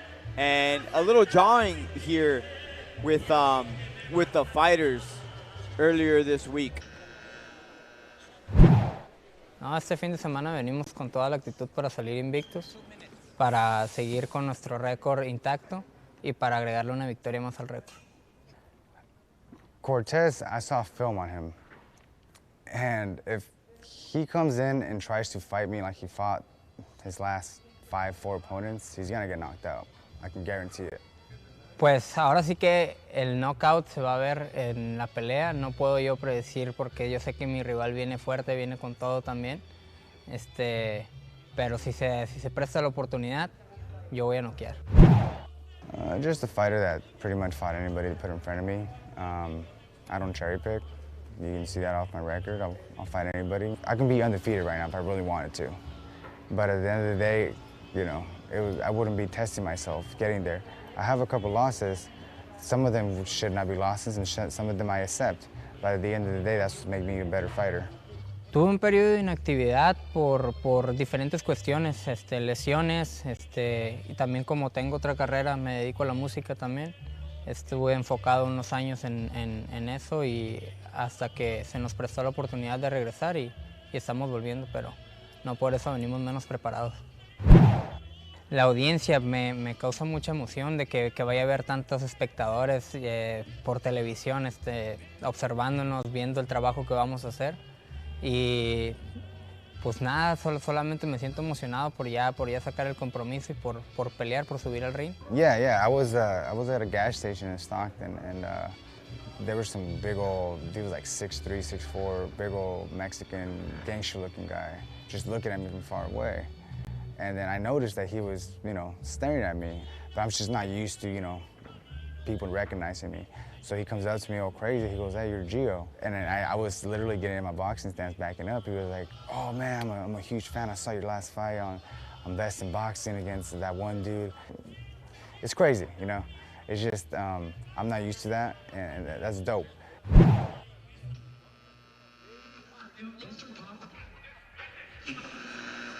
As we see both fighters, they're calling for knockouts in this fight. You know, I'm not going to say it's bad blood, but de Tijuana, they're Baja searching for the California, knockout. You know, that's Arturo. most likely the making of a good fight. You know, both guys coming in for the knockout. Sounds like fireworks. Sounds like fireworks as we see Cheche enter the ring.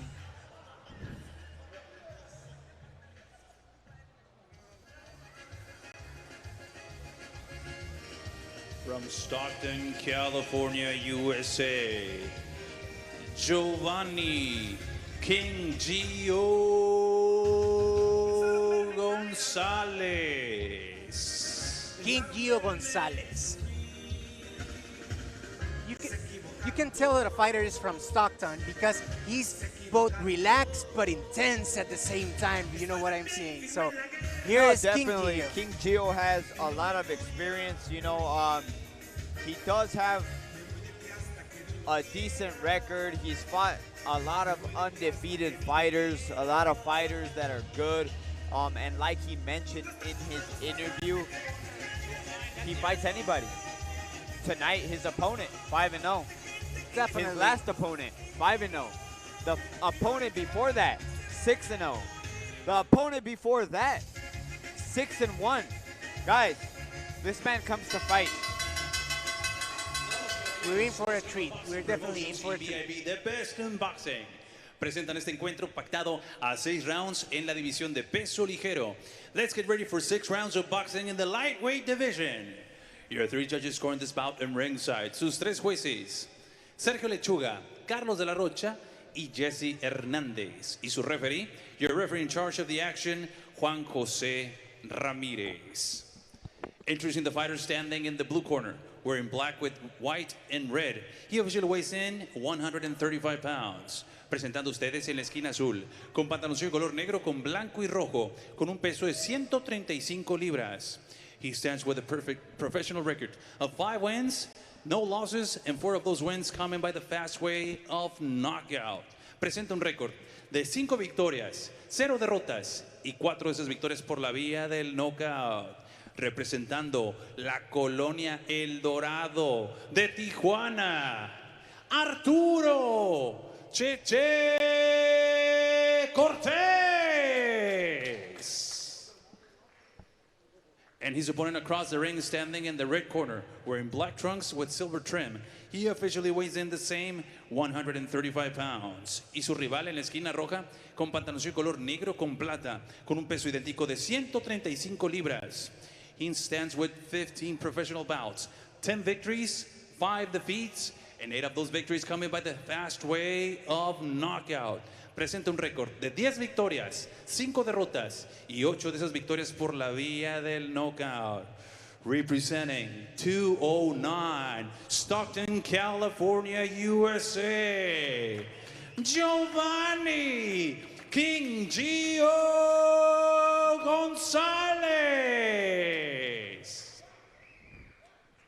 And now giving out the final instructions con las indicaciones finales, su referee Juan José Ramírez. 6 rounds, 6 asaltos. Ok, vamos a respetar la regla dando una pelea limpia, bonita. No hay que golpear atrás de la nuca, abajo del cinturón. Dense la mano a la esquina, que es mejor. Suéltalo, Dios los bendiga. Cuídense mucho.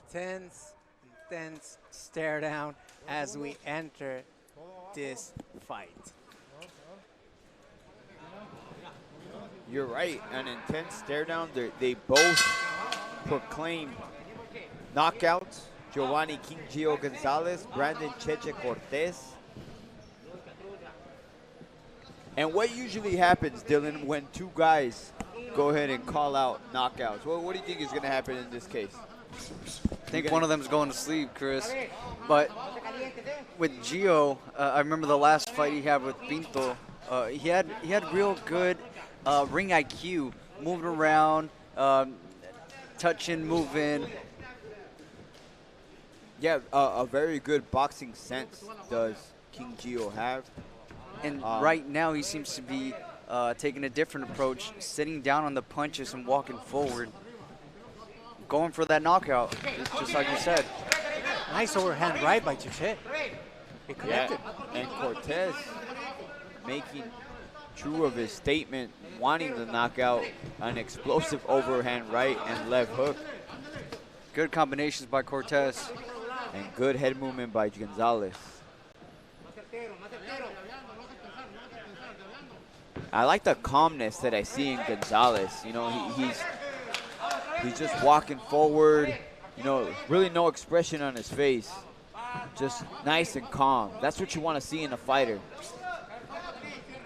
You get the sense that he's studying him. He's studying Cheche in order to counterpunch him any minute now. And that was a good body shot landed by Gonzalez right there. Not necessarily a counter, but he just kind of led with it. Gio just did something. I'm not sure if it was intentional, but it was a feint. And we haven't seen a lot of that type of weapons in the ring yet, with the feints and the moving and setting up punches. Which just goes to show the experience that Gonzalez has in the ring. You know, like I said, I mentioned, he fights nothing but good fighters, undefeated fighters lately, you know. And he's gone 500 in those fights, which is, you know, it's admirable. You know, that's what you want to see. You don't want to see those protected guys that don't want to fight each other, wanting the big money fights, but not necessarily wanting the big money fights, you know what I mean? Like, so, props to Gonzalez. Good control with that jab by Gonzalez. Right now, Cortez, his answer to that jab and the pressure that Gio is putting on him is to lunge in with a combination, but those combinations aren't solid, and right now they're not landing. And Gio just maintains cool, calm, walking forward. Good little exchange to finish the round. We got 10 seconds on the time. See that feint by Gio again. As we close the end of the first round here. You know, I do see Cortez a bit more antsy to go in there and do something, and that has to do with his experience. He only has 5 fights compared to 15 with Gio, and you're seeing it right off the bat. Yeah, definitely. We're seeing a cool, relaxed Gio. Basic study round. The first round, he's studying the pace, feinting him, see what he does, seeing what Cheche does in order to throw some feints, throw the left jab, and then throw some combinations. So we're looking forward to a good second round, as King Gio already studied a little bit of his opponent.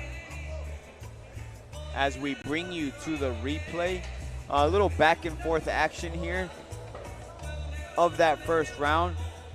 Maybe Gonzalez getting the better of these exchanges as we begin the second round of the second bout of the evening. Giovanni King Gio Gonzalez Brandon Cheche Cortez, 5-0 versus 10-5, King Gio Gonzalez. They clashed heads a little bit. Hopefully no one got caught. Yeah, a slight headbutt between the two. As of right now, I don't see any blood there. Gerardo? No, neither do I. So we're good. That's a good relief for us because no one wants a good fight like this getting stopped by a cut. Cortez right now is doing a good job at staying at distance, moving around, using the ring. But I want to see him counter those punches that Gonzalez is throwing, not just move away.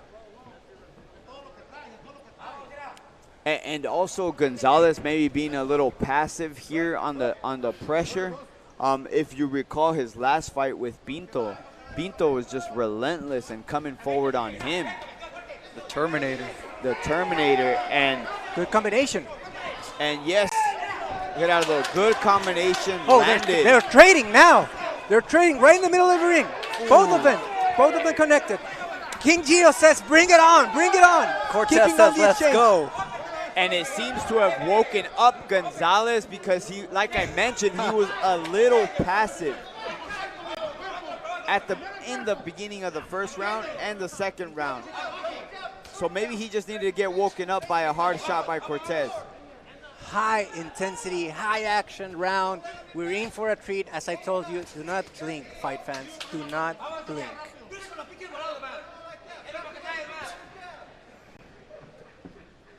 Gio keeping that jab in Cortez's face.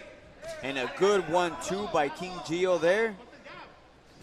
And Cortez just might have seemed to run out of energy. He burst with energy at the beginning of the round, and now he's just kind of just laying back. Well, you know what, Chris?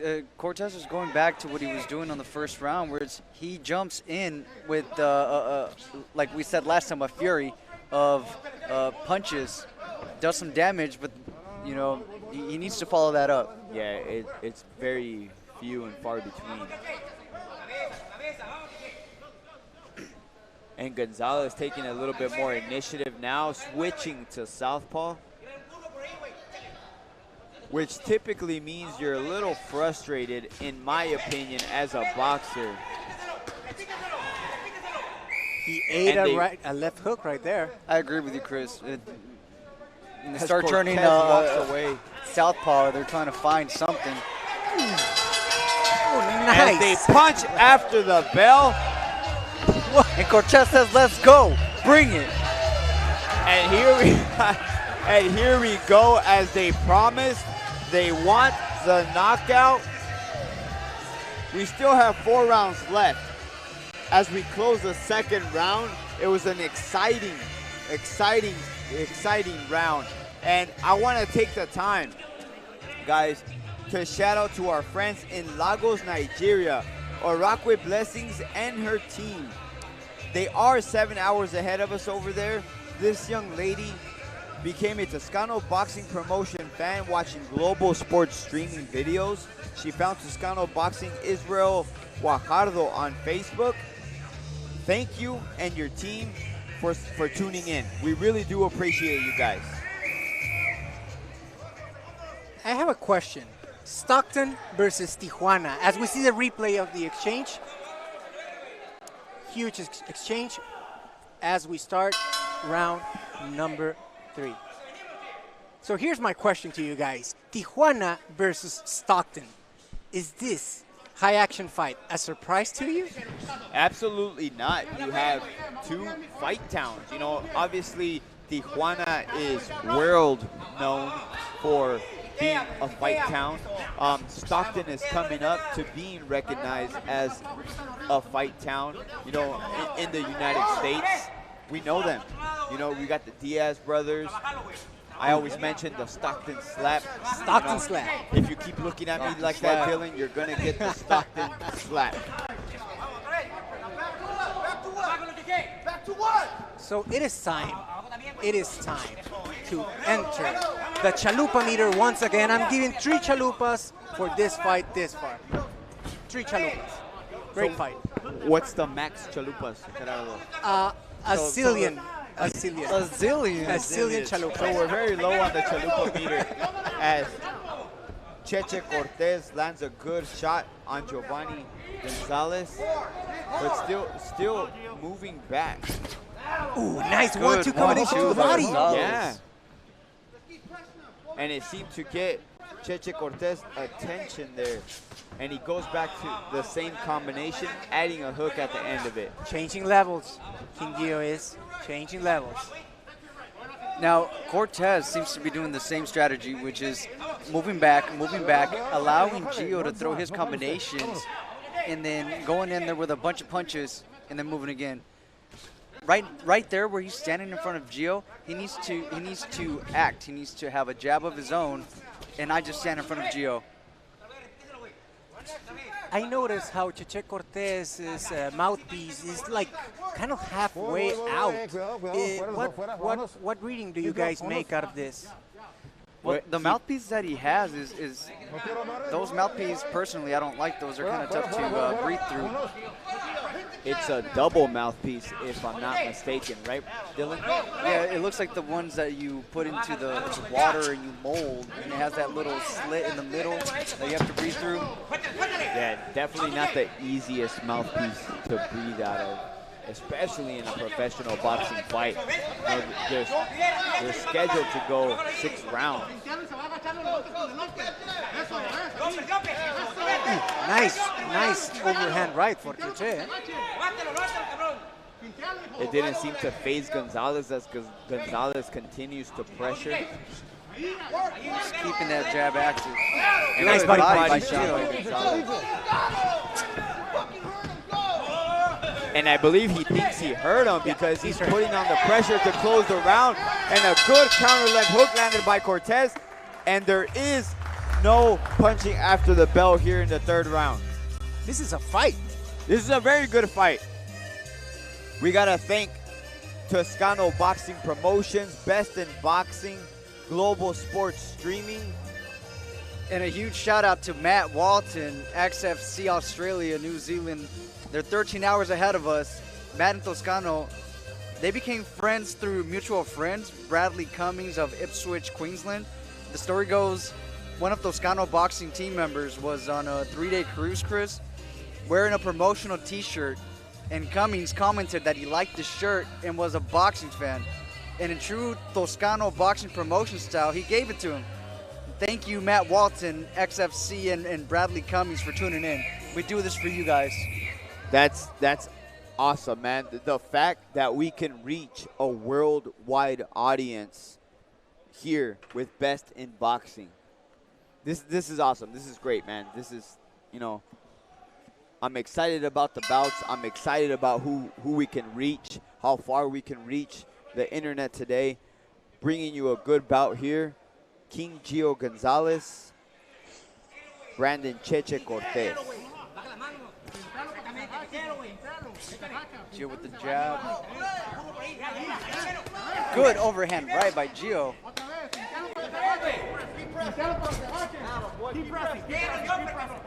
As Gonzalez continues to pressure.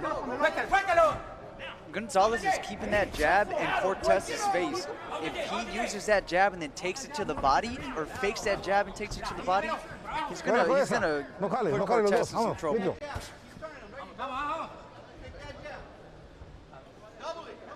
Well, he's only like a couple of yards away from us, so hopefully he hears you and does his own adjustments.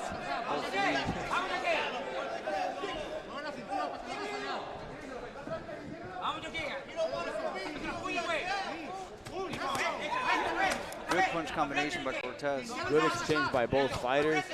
So Gonzalez needs to keep that right hand up because Cortez likes to counter with that hook, and he seemed to have got him at the end of that last round. And once again, he did it there, but not too much effect. Good uppercut by Cortez. Right between Gonzalez's gloves. Another 1-2 between the gloves. Another 1-2 between the gloves.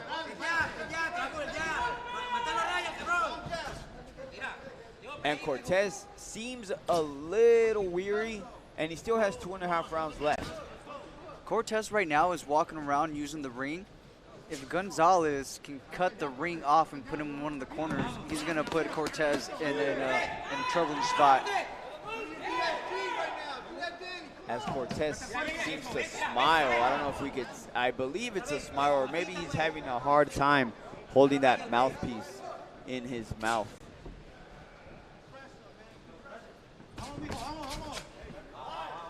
Giovanni is still intense, relaxed, very relaxed.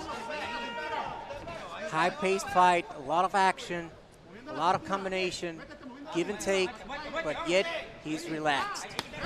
You know what, Gerardo? I do see the fact that he is relaxed. I would like him to turn up the volume just a little bit, though. There's a problem with being too relaxed. And I could attest to that in my career, sometimes being too relaxed. You know? I agree with Chris. I agree with Chris. I feel Gio, if he picks up the pace, has an opportunity to put Cortez out, but he's staying too calm. Yeah, being too careful. He's very passive right now. He needs to turn up the heat. And they were close to throwing again after the bell, and a very good exchange between both fighters.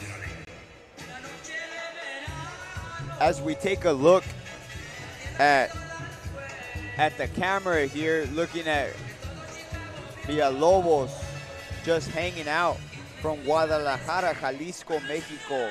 Jorge Pajarito Villalobos hanging out before his main event bout here tonight. Talk about relaxed, right?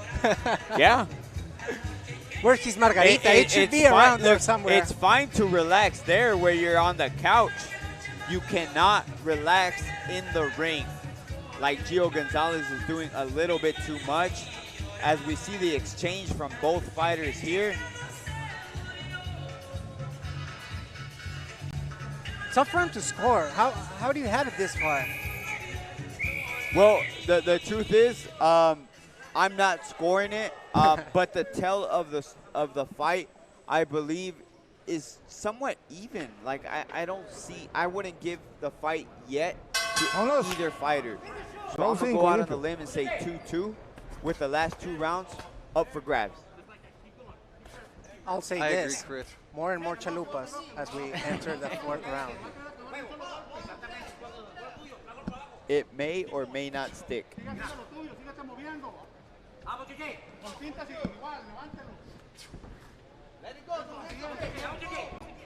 20 seconds in the 5th round as King Gio is throwing his left jab, setting up the pace. Hopefully setting up some combinations. Nice good side. uppercut, and it seemed to have hurt Cheche there for a second. He comes back and he holds. Nice sidestep, right? Then he throws the uppercut. Very good sidestep.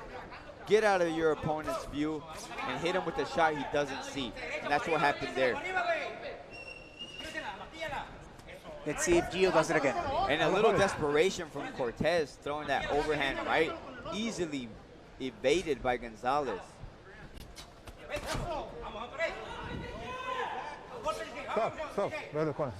And a pause here by the referee. There's a little bit of tape hanging off of King Gio Gonzalez's glove. And as Cheche Cortez stands here in front of us, he seems to have trouble holding in that mouthpiece, guys. We see it here. Maybe you can see a little bit from the angle that we have here. It's a little far away, but he's having a hard time keeping that in his mouth as he pushes it in with his glove, as we see him now. Cortez receiving some instructions from his corner to move his waist, to not stand still in front of Gio. And that's what he's doing. That's why those shots are landing by King Gio Gonzalez. Cheche Cortez not showing too much head movement, which is being asked by the corner. A good 1-2 by King Gio Gonzalez. And a good uppercut right hand by Cheche Cortez.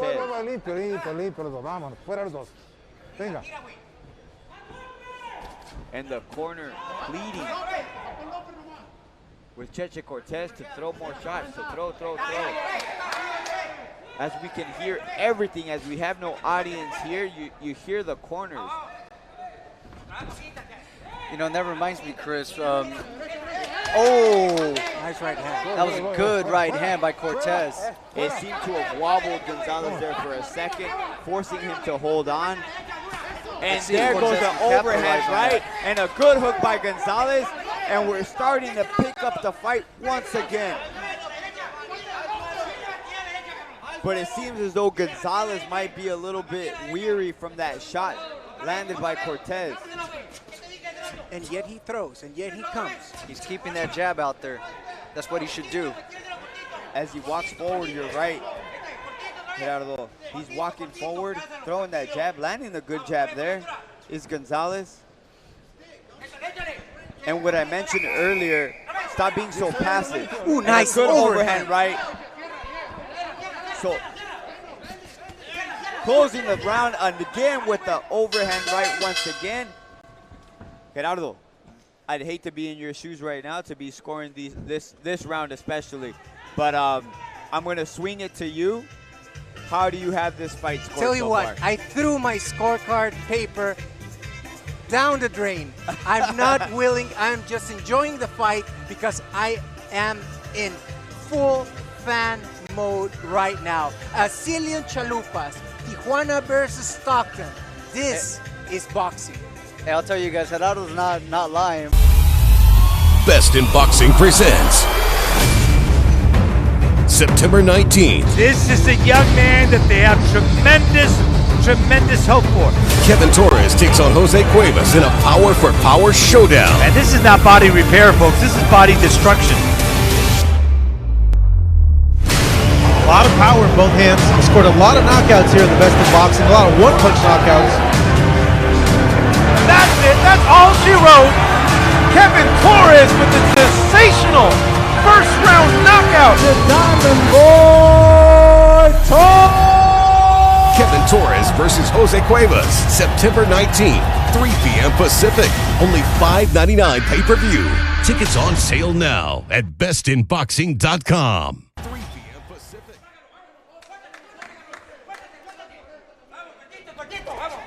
Here we go, final round. And hoping that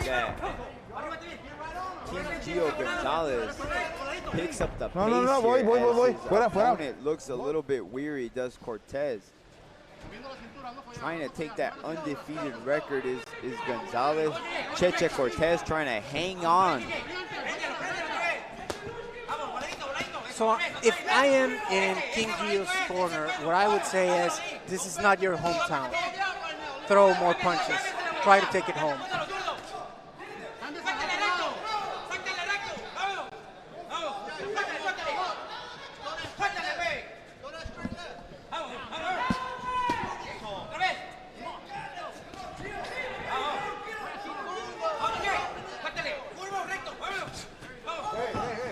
As King Gio Gonzalez turns him around, referee does not approve.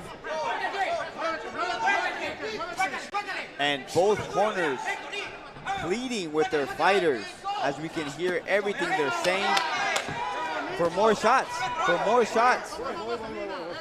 I'm talking about we can hear both corners. Both fighters can hear both corners.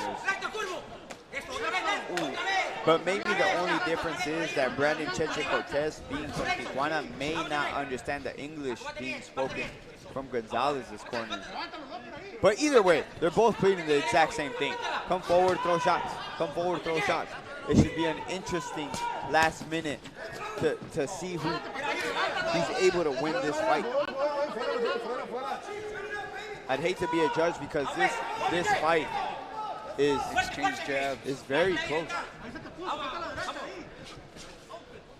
Very close, a lot of punches, a lot of action. It's a tough one to score. Keep in mind, Cheche is the local. Yes. The visitor all the way from Stockton, California. King Gio Gonzalez. As we approach the final 30 seconds of the round, of the fight. And it seems as though both fighters feel the urgency definitely King Gio Gonzalez does. Landing good shots. Good shot landed there by Cortez. Solid left hook. Does not keep King Gio off of it. Good back and forth action. Last 30 seconds.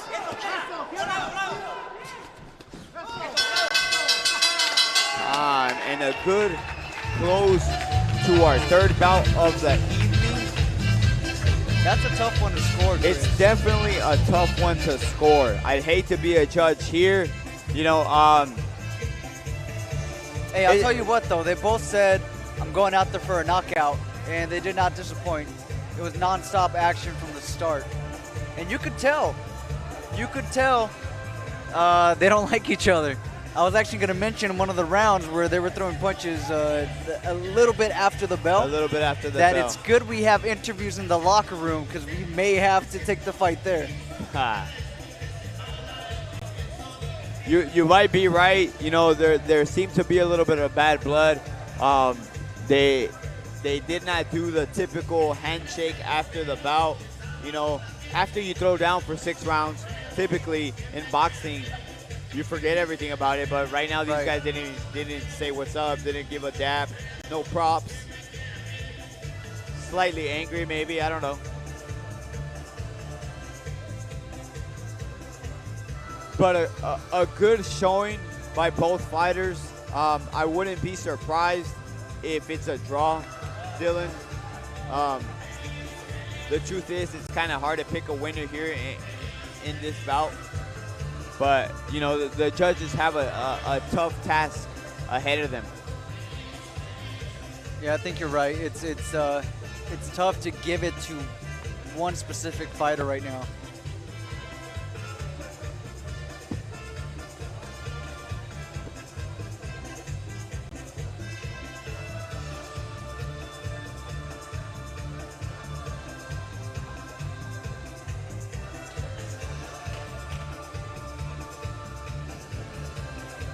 As we get ready for our official announcement, it seems as though the judges are taking a little bit longer than usual to give us that decision,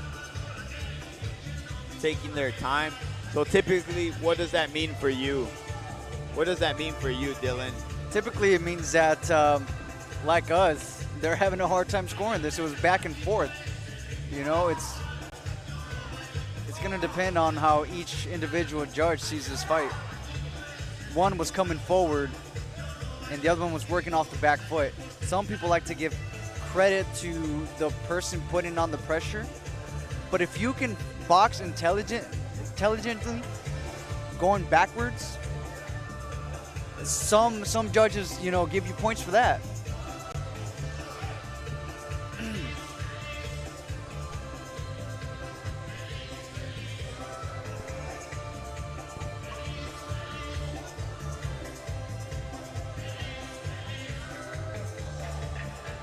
As we have the official decision in the hands of Pablo Flores.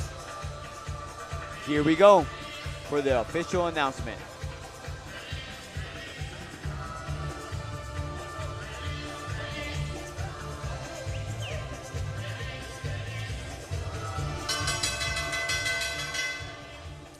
Ladies and gentlemen, after 6 rounds of boxing, we now go to the judges' scorecards. Después de 6 rounds de combate, nos vamos con las tarjetas de los jueces. El juez, Judge Carlos de la Rocha, he scores it 58-56, 58-56, a favor de Cortés. And both judges, Sergio Lechuga and Jesse Hernandez, have the same scores. Coinciden estos dos últimos jueces en tarjetas 57-57. Therefore, ladies and gentlemen, we have a majority draw. Tenemos un empate mayoritario. Just like we said, Chris, that fight looked like a draw. You know what? It definitely felt like a draw. The judges, I believe, got it right. You know, it's definitely a shame for both fighters. And as we go to an interview here, to with King majority Gio draw. Gonzalez. Tell me, Giovanni, how you feeling right now, brother? Feel good, man. It's a good fight. I hope the fans had fun with this fight. I'm here to perform for the fans and for myself. And we just did a good fight. Me siento bien. Creo que le dimos a los fans lo que se merecen. Me gustaría, me gustó esta pelea. Are you, the decision, is it good for you or not? You know, yes and no. You know, it was a close fight. It could have gone either way. But like I said from the get-go, just like his corner won't shut up while I'm talking, I'll give him the rematch if he wants it. I ain't tripping, bro. Bueno, pudo haber ido para cualquier parte. Le tiro un poquito a la esquina de que, oye, pues estoy hablando aquí y cuando quieran tenemos una revancha. High intensity fight, high action fight. As a fan, I appreciate it, brother. Tell something to the fans. Thank you for following us. Thank you everybody at Best in Boxing, Toscano Boxing Promotions, East Side Boxing Club, Chino. Everybody, man, we're running back with him. It don't matter who it is, bro. At the end of the day, all of my fights are exciting. Look him up on YouTube, look him up on Google me. You'll know what's up. Thank you, brother. And here we go to the blue corner with Cheche. Mucha acción, high intensity, a lot of action, a lot of trash talk, even inside the ring. Mucha intensidad, mucha acción, muchos golpes, incluso hasta palabrería dentro del ring. ¿Cómo te sientes ahorita, Cheche? Pues la verdad me siento un poco decepcionado porque yo sé y siento y estoy seguro que la pelea fue mía, que yo gané la pelea, pero estoy dispuesto y aquí le quiero pedir frente a todas las cámaras a la empresa Toscano que me den la oportunidad nuevamente para enfrentar a King Gio y para ahora sí noquearlo para que no haya dudas. Estoy un poco decepcionado. I'm a little bit disappointed because of the judge's decision, but I am willing, and I am pleading Toscano Boxing and Best in Boxing, all the folks in the broadcast. I want my revenge. I want a rematch, says Cheche. Esta es la pelea que esperabas. Hablaron muchísimo en las entrevistas. Esta es la pelea que esperabas. ¿Qué le tienes que decir ahora a tu oponente? ¿Tienes más respeto? ¿Tienes más admiración para él? Is this a fight you were aiming to? Do you have more respect for King Gio after all the trash talking you guys had? No, pues como todo deporte y como todo buen deportista, yo siempre le tuve respeto a mi rival porque es lo que se espera de un buen boxeador, tenerle respeto al rival. As a professional boxer, I was always respectful for my rival. Pero nunca le tuve miedo. But I was never fearful for him. Y ahora más que nada, pues quiero aclarar que se me vuelve a dar la oportunidad por ahora sí demostrarles y ahora sí voy a tener que noquear para ganar la pelea. I just want to make things clear. I am willing to go for the full knockout. Hopefully I'll get a rematch. Hermano, muchas gracias. Qué buena pelea. Thank you.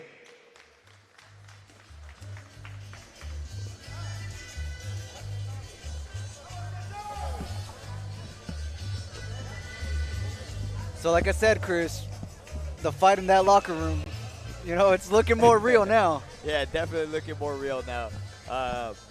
If it happens, kudos to you. But good fight. You know, we still have the special attraction, Manuel Mantecas Medina versus Alejandro Cobrita Gonzalez coming up. And like I mentioned at the beginning of our telecast, that's the fight.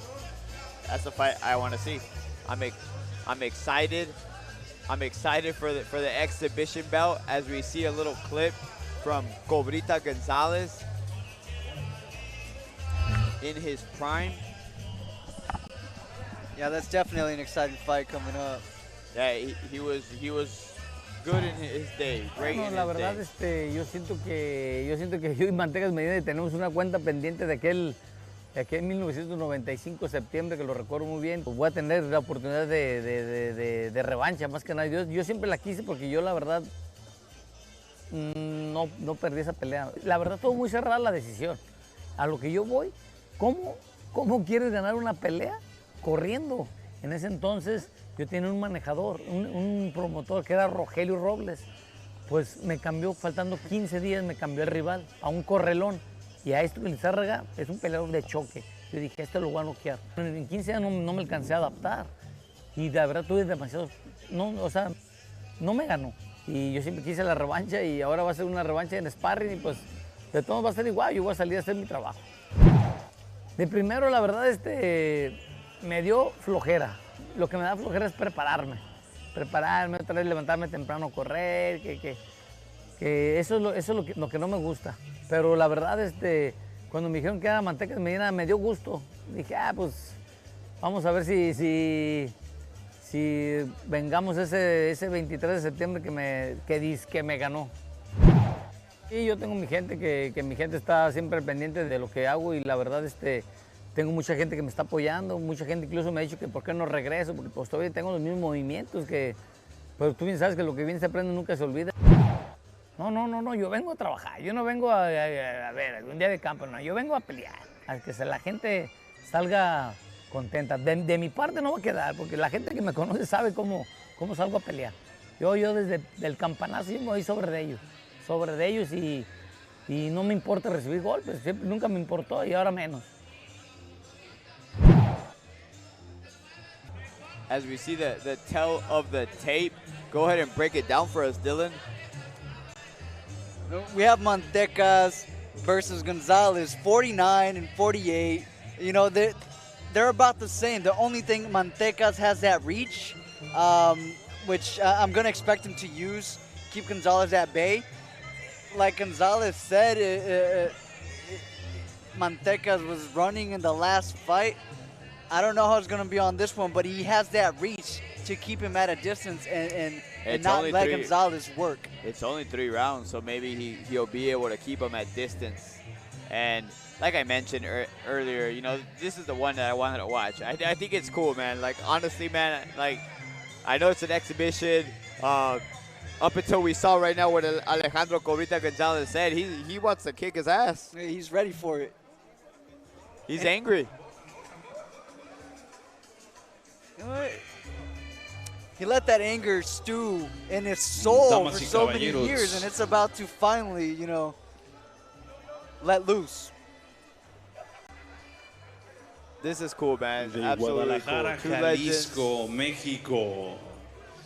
2 veces campeón mundial del CMB. Alejandro Cobrita González.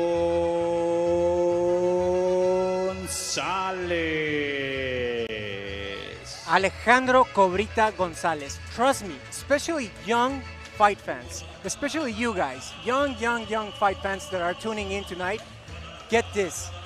Cobrita is no joke.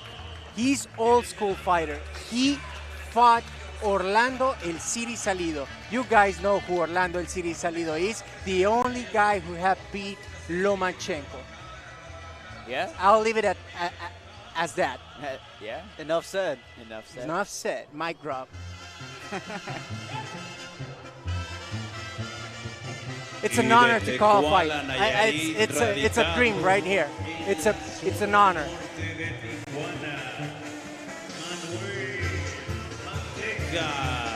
Medina.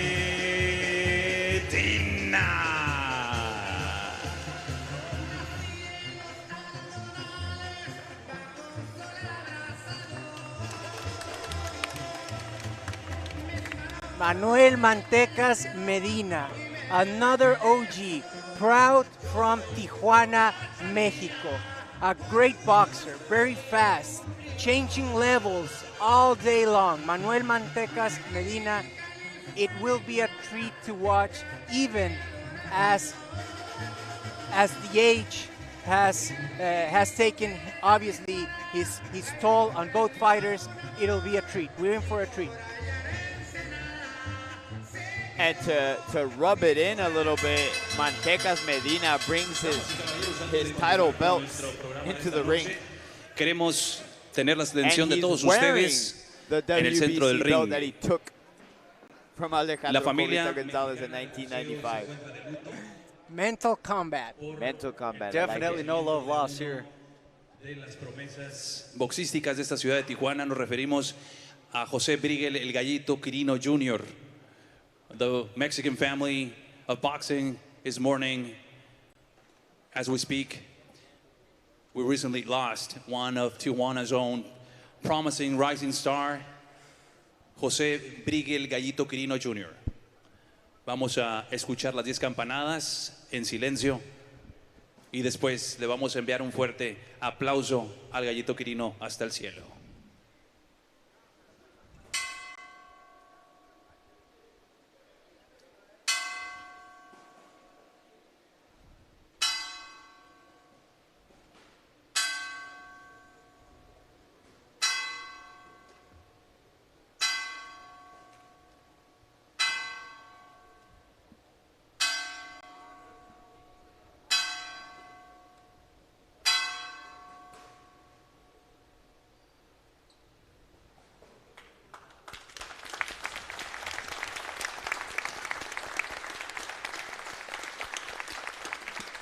Muchísimas gracias, damas y caballeros. Le mandamos un fuerte abrazo al cielo al Gallito Quirino Jr. y fuerte abrazo a la familia Quirino.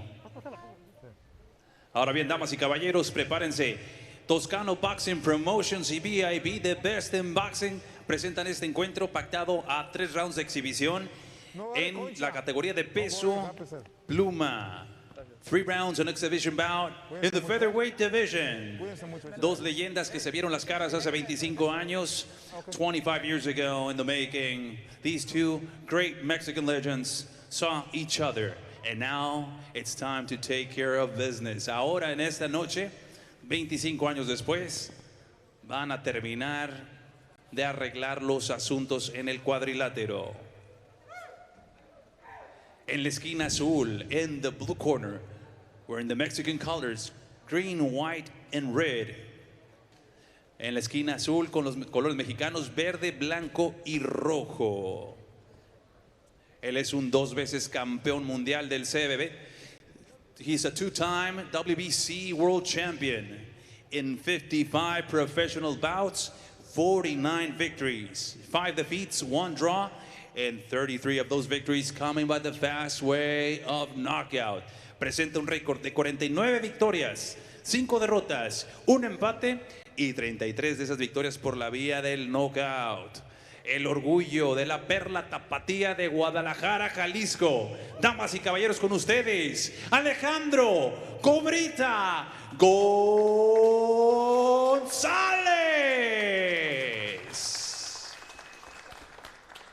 And his opponent across the ring in the red corner, wearing red trunks with white trim.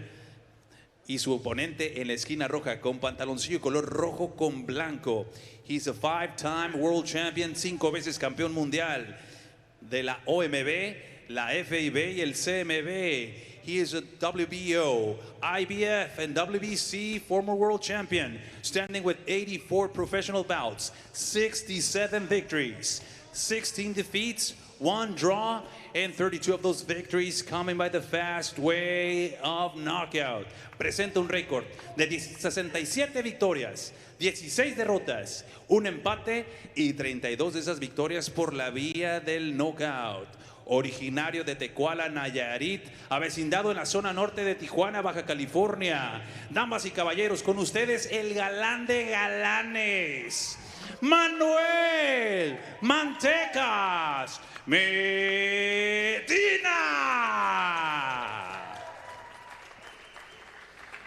Y con las indicaciones finales, su referee, Juan José Ramírez. No tengo que decir nada, vamos a hacer una bonita pelea. Limpio, cuidado, cuídense de los goles, vamos a tomar la foto. Pablo Flores, ring announcement. Okay. He's one of the best, man. Absolutely, man. Right up there. Let's throw him in there with Michael Buffer and Jimmy Lennon Jr. Michael who? Michael who? We got Mexican James on here. There you go. I like it. Man, I'm excited. Real quick, guys, a shout out to our friends at the Modesto, California Police Department K-9 Unit, Mr. Nick Largent, and his team tuning in tonight. Thank you for what you do, and we support our blue. Señor, ¿estamos listos? As we begin our exhibition bout between Alejandro Cobrita González and Manuel Mantecas Medina. Guys, this is what I was looking forward to this whole week, man. I'm excited about this. This is super cool, man. I'm excited.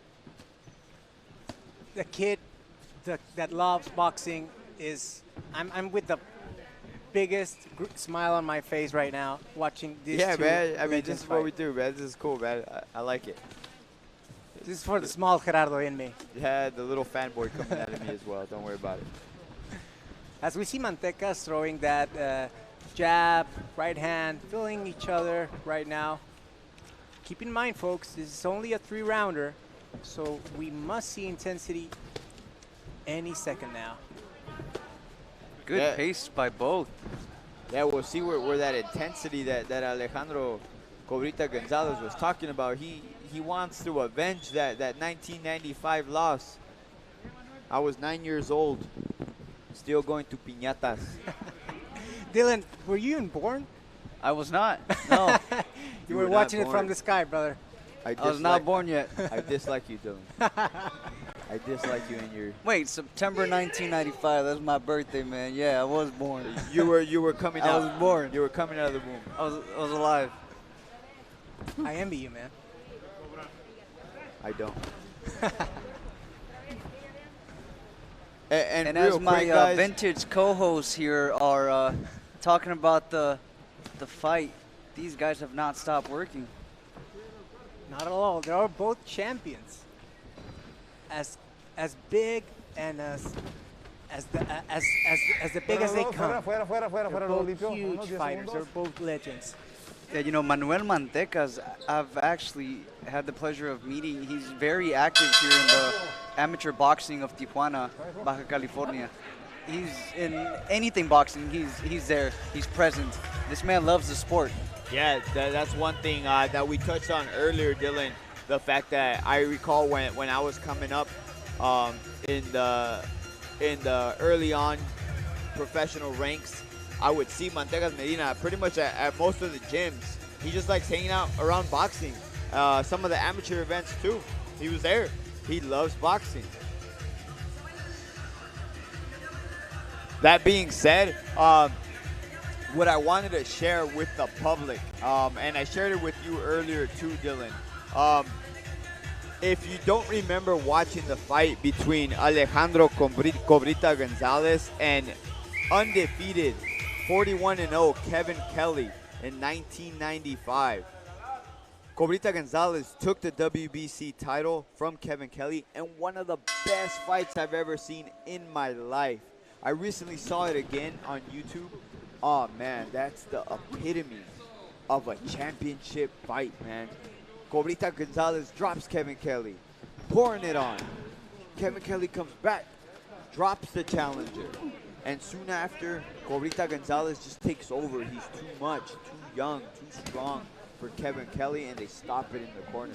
Man, or spoiler alert, right? But it happened in 1995. It was a very good fight. Very good fight. We have good pressure going on by Mantecas, keeping that jab active.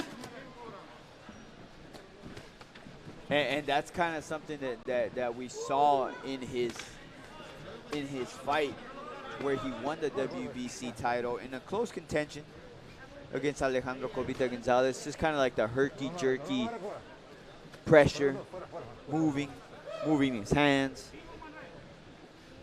See how he's just kind of moving side to side, in and out. It confused Cobrita Gonzalez in 1995, and it seems to be confusing him here as he comes forward, does Gonzalez with the 1-2.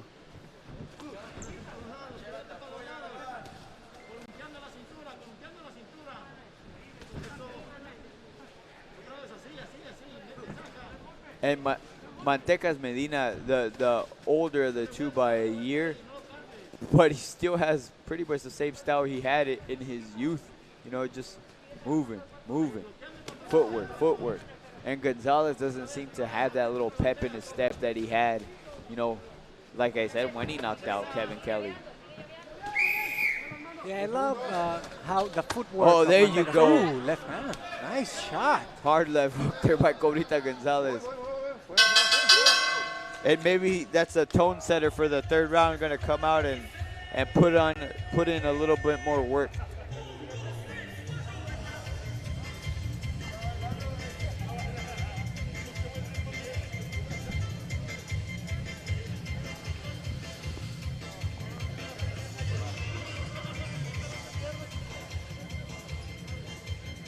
And as you guys could see in the corner, Alejandro Cobrita Gonzalez.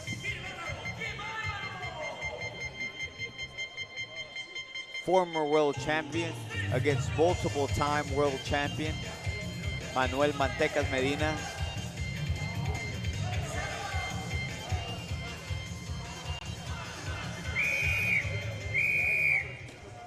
As we enter the third and final round of their exhibition bout, it doesn't seem as though Alejandro Cobrita Gonzalez has gotten that thorn out of his side yet.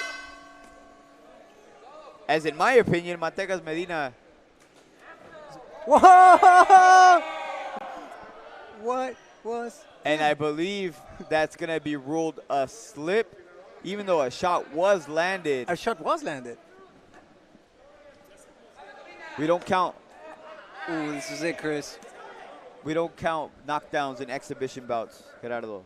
Don't get too excited, sir. Oh, I'm sorry. I'm sorry. This is a small kid in me who doesn't know a thing about boxing rules. And like I mentioned earlier, it seems as though Mantecas Medina has more of that style and that energy that he did in his youth. Oh, it's such a pleasure. It's such a pleasure to watch him fight. It's Yeah, such a pleasure this to is watch cool, him. man. This is Changing cool. levels, you know, throwing to the body, then coming back to the face. This is amazing. And Cobrita Gonzalez is going to eat this again and fly all the way to Guadalajara, Mexico. Pissed off that he can't beat Mantecas Medina. Even though we're not scoring, Dylan. We're not scoring. We're not scoring. But I think the fans, you guys have eyes. You guys can see who's We're not getting- scoring, man, but we're all winning right now. This is cool, man. We have the chalupa meter, and it's hot right now. It's Is hot. it? 150 chalupas for this one. Do you want to tell him, Dylan, or should I? That's not going to stick. We'll see. Yeah. We'll see.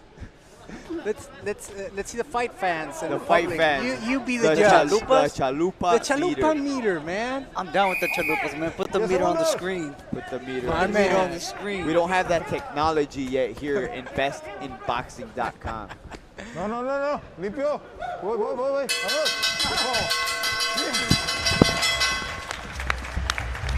As we close the third and final bout, once again, very cool to watch these two veterans, go at it. Yeah. Nice and easy. What that was. That's what that was. Nice and easy.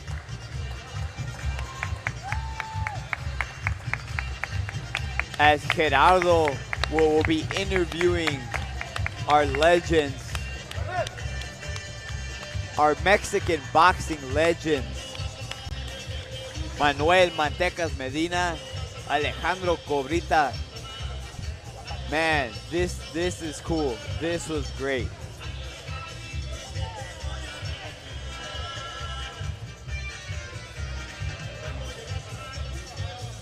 This is history right here. Gerardo's going to go up there during COVID times interviewing two ex-world champions.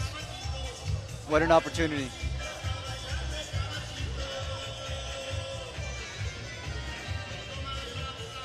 So 3 bouts, guys. 3 bouts so far. I hope you guys think you're getting your money's worth. We have 2 exciting bouts left. We got the co-main event between Manuel Jaimes of Stockton, California, and Francisco Pac-Man Rubio of Tijuana, Mexico, excuse me. In our main event, Ángel Diablito Ramos, 24-1 of Ensenada versus Jorge Damas y Pajarito caballeros, un fuerte Villalobos aplauso a ambos from Guadalajara, pugilistas, Jalisco, a estas dos México. leyendas del boxeo. Alejandro Cobrita González de Guadalajara, Jalisco, y el galán de galanes de Tecuala, Nayarit, Manuel Mantecas Medina.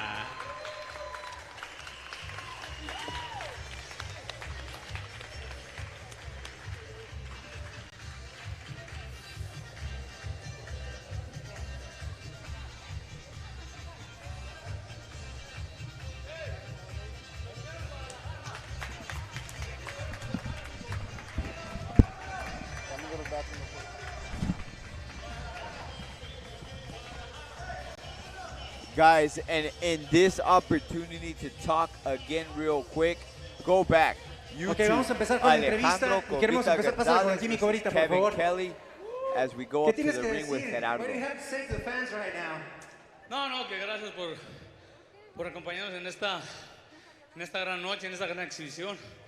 Gracias a Toscano Promotion porque hizo realidad mi sueño. I want to thank Toscano Promotion for giving me my dream come true. I want to thank the fans, I want to thank boxing. ¿Te sacaste la espinita o no, Cobrita? No, la verdad no, ya pasaron muchos años. Yo siento que esto es un deporte. Si él me ganó, pues los jueces así la dieron, pero yo no me sentí perdedor. Pero gracias por el Mantecas porque sigue igual de difícil. Y también yo vine a su casa, vine a su patio. Me gustaría que fuera a Guadalajara. Si acepta mi invitación, lo espero en Guadalajara. I invite him to Guadalajara to get another rematch. I think his Mantecas is as tough as he was 25 years ago. Yo te quiero agradecer. I want to thank you as a boxing fan, as a young kid who watched you box. Te quiero agradecer como un pequeño niño. Algo que le puedas decir a toda la gente que te vio por todos estos años, te siguió y que con mucho cariño te ha estado siguiendo. Something to say to the fans that have followed you throughout these many years, Cobrita. No, la verdad, muchas gracias a todos, a toda mi gente que siempre me apoyó. Y la verdad, un saludo para todos esos aficionados del Cobrita González. No pierdan de vista, viene otro hijo mío, si Dios quiere, Luis Fernando, la Cobrita González 2, parte 2, no se la pierdan. Vamos a hacer historia con el favor de Dios. So don't miss out on my kid, Luis Fernando, la Cobrita. Don't miss out on him. He's a future promise. Google him, follow him. He's a promise. Muchísimas gracias. Gracias. Y por este lado tenemos al galán de galanes, al Mantecas. Ha sido un tremendo honor verlos a los dos. ¿Qué tienes que decir? What do you have to say after this fight? Yo creo que, gracias a Dios, a mis 40 y tantos años, yo creo que todavía dimos pelea a nuestra edad. Yo creo que fue una buena exhibición de mi parte. Age don't matter. I still think we did a good show for the fans and they can appreciate. Después de todos estos años, lo mismo que le preguntaba a Cobrita, ¿qué le tienes que decir a esos pequeños niños que te siguieron por todos estos años? Ahora ya son todos unos adultos. What do you have to say to the fans who have followed you since they were kids and now they have the pleasure 25 years after to watch you fight again?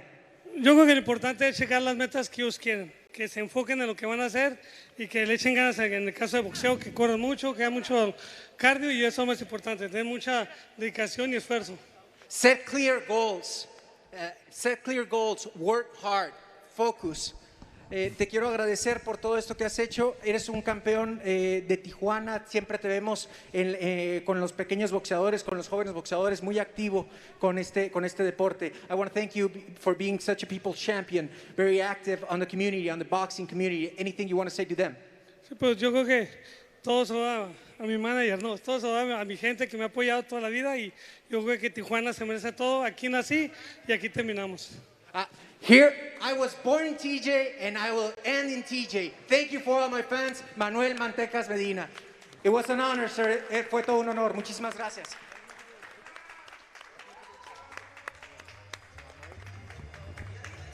Very cool, Dylan. We got to see two Mexican legends go at it. Little quick sparring match. And they're having fun. This is pure boxing. You know, they're doing it because they love it. Yeah, absolutely, man. We all, all of us that do it, we do it because we love it. No other reason. It's a sport, number one.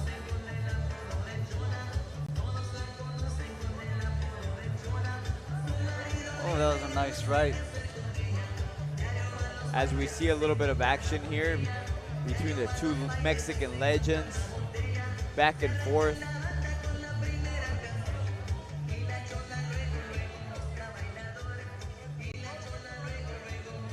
Both fighters landing good shots throughout the round. Very cool.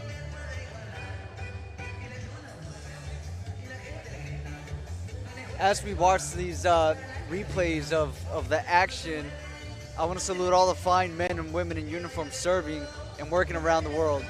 Thank you guys.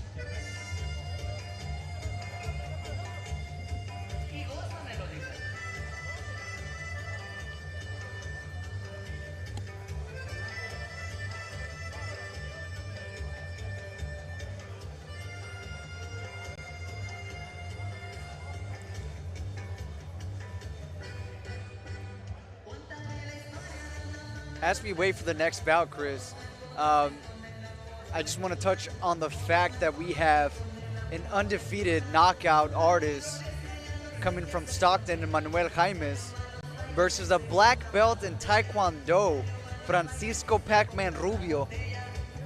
I'm excited for this fight, Chris. Yeah, that's the fight that you mentioned at the beginning of the telecast that you were looking forward to. And the truth is, I'm looking forward to it as well. You know, Manuel Jaimes, 9-0, 8 knockouts, man. Stockton, California, Fight Town. Francisco Pac-Man Rubio, Tijuana, Fight Town. You know, this is gonna be a good fight, man. Thank you to Toscano Boxing Promotions for putting on such a great card so far. Getting us to see Damas y caballeros de Tijuana, as we see our first fighter make the ring walk.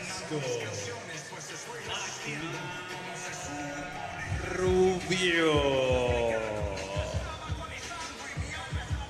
Francisco Pac-Man Rubio of Tijuana, Baja California, making his way to the ring.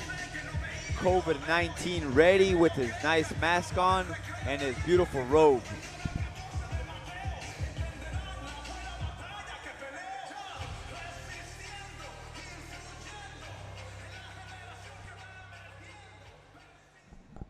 Stockton, California, USA, Manuel Jaimes.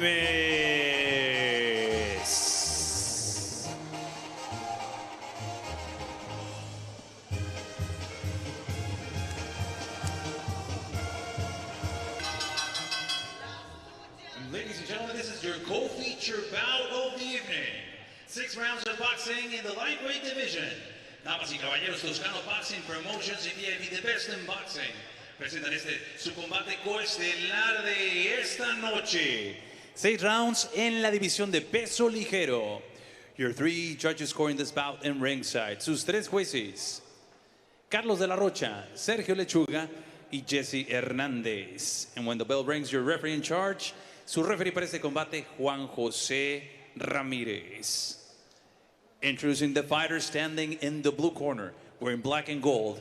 He officially weighs in 135 pounds. Presentando ustedes en la esquina azul, con pantaloncillo en color negro con oro, con un peso de 135 libras.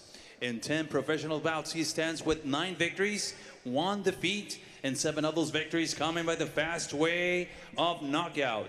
Presenta un récord de 9 victorias, 1 derrota, y 7 de esas victorias por la vía del knockout. De la coyotera en la mesa de Tijuana, Francisco el Pac-Man Rubio. And his opponent across the ring, standing in the red corner, wearing purple and white. He officially weighs in 135 pounds. Y su rival en la esquina roja, con pantaloncillo color morado con blanco y plata, con un peso idéntico de 135 libras. He stands with an undefeated professional record of 9 victories, no defeats, and 8 of those victories coming by the fast way of knockout. Presenta un récord de 9 victorias, 0 derrotas, y 8 de esas victorias por la vía del knockout. Hailing out of Stockton, California, USA, Manuel Jaimes.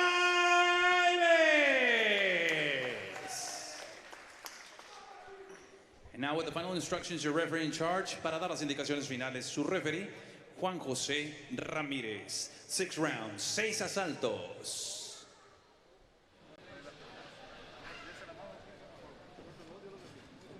So here we go, fight fans. Stockton versus Tijuana once again. Are we going to see the same fireworks? There's only one way to find out. Yeah, we've been seeing both fighters from each from each towns fighting very well against each other. It's a good style matchup, it seems. We'll see if these guys carry it through. Like I mentioned before, Chris, Francisco Pac-Man Rubio in the black. He's a black belt in Taekwondo versus Manuel Jaime. He's undefeated right now. Knockout Nice artist like we just saw right now. Yeah, solid shot there.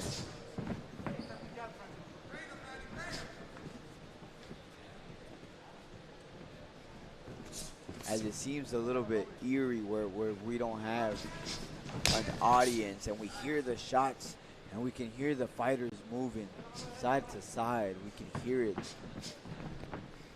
every time they throw. Both fighters staying calm.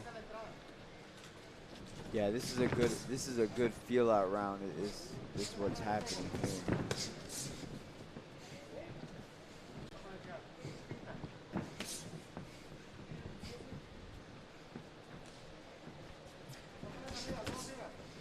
For the fight fans back home, a feel-out round is important. You see people using feints, you know, using a bunch of different types of punches, and what you're trying to see in this first round is how your opponent reacts. That helps you set up punches in the future rounds. And a good shot landed there by Jaime. Follow up with a hook to the body, hook to the head. Good jab by Jaime. You can feel the intensity. Yeah, it feels more tension here more than anything, right? I feel tense. It's in the air, isn't it? It's in the air.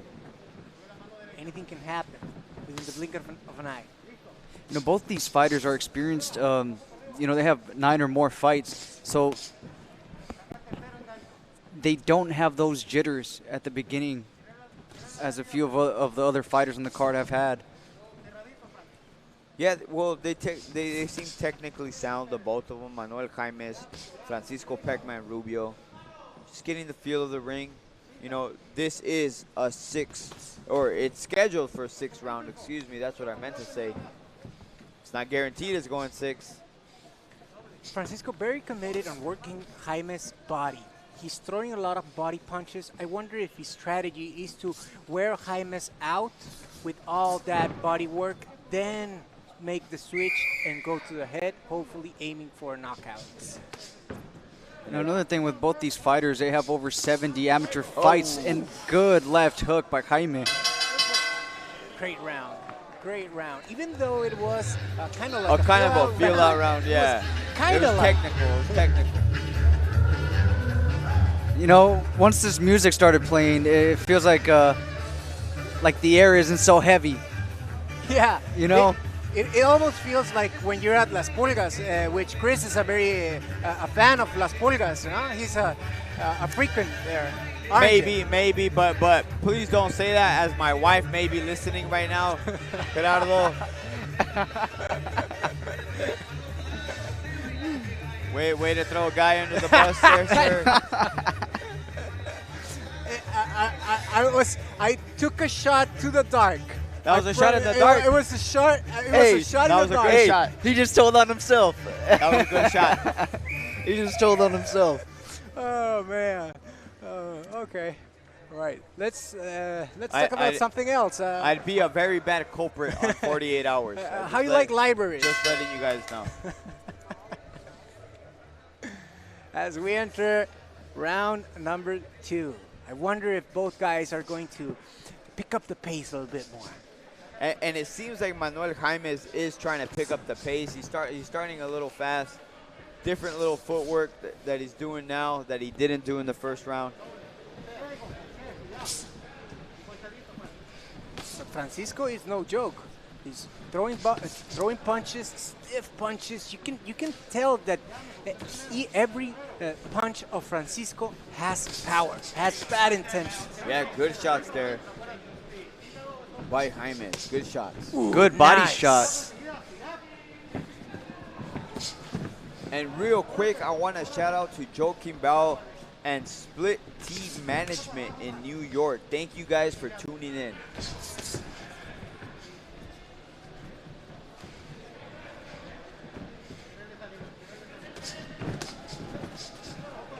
So Dylan, if you were at Francisco corner, what would you say to him? Right now, I would have him do what he's doing with that jab. He looks like he has really long arms. You know, keep him at base. You can tell that Jaime has power on those punches. Now, if he's going to be stretching out those punches, stay at the right distance. You know, because he's throwing them out there, but he's getting too close. Utilize the long arms that you have. Good body shot by Rubio. And Jaime's, right when you started to say what you were saying, Dylan, Jaime's landed a good shot, left hook to the body. Rubio keeping his hands up a little bit too high. Oh, and a good shot by Rubio there. Shuts me up. I get the sense that Jaime's each time that he backs off a couple of steps, his guard is a bit down. That way Francisco can throw the right hand and connect. As he did right there, he kind of clipped in there with that right hand. And there again, just a slight right hand. You see where Rubio's keeping that right hand? I think that's dangerous. Just keeping it a little low, Chris. Way low, right? Yeah. Yeah, it's something, you know, as a trainer, you would preach, you know, keep your hands up. Anybody could tell you that about boxing. Keep your hands up. I don't know how the Taekwondo stance is. It's not that one. I can tell you that right now. Nice work to the body by Francisco. Oh! And a good He's right wobbly. hand. He's wobbly. Around. Oh. And maybe if we had 10 more seconds, we could have seen a little bit more action. And Rubio seemed to be a little wobble there at the end of the round. This is a good fight. Yeah. I'll tell you guys right now. It's a good, refreshing fight because you get to see the action, yet you feel the intensity, and you get to get breathers in between each combinations, right? Not all action. You get to see a little sidestep here and there, a couple of jabs here and there. They both get breathers, so it's a relaxing, refreshing, high-intensity fight as well.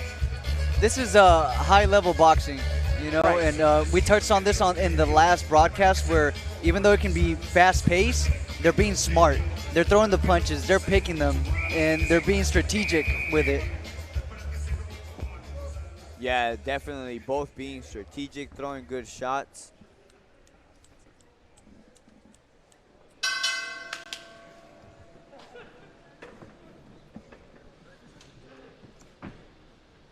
And here we go. Jaime's moving the head, nice waist movement. Trying not to be a stationary target for Francisco's jab and right hand. Nice overhand right, partially connected by Jaime's.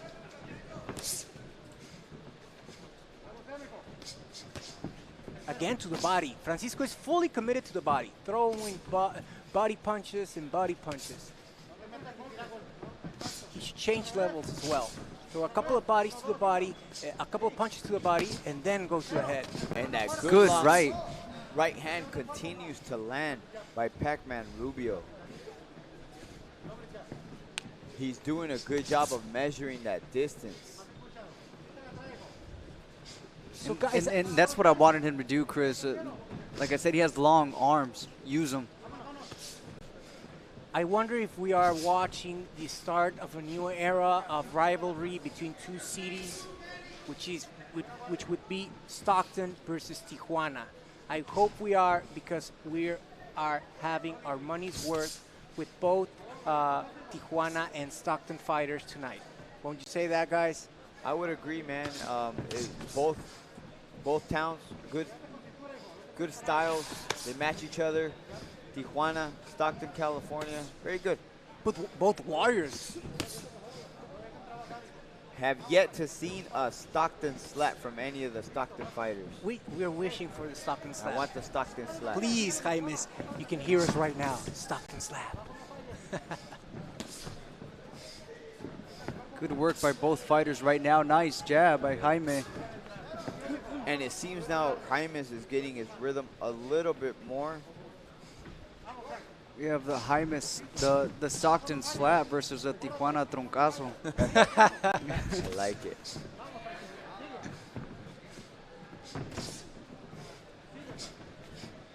Oh. A little bit too much hesitation there from Pac-Man Rubio. Yeah, he should do that with that feint, right? Yeah, too much feints. You gotta let that shot go every once in a while. You know, you're holding it back too much.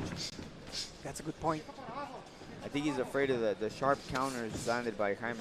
I don't think that one was intended to be a feint. It looked like he was going to throw a punch and then backed out on it. Yeah, that's what I'm saying. Like he's getting countered by Jaime. As we get some sweat. Yeah. All over us there.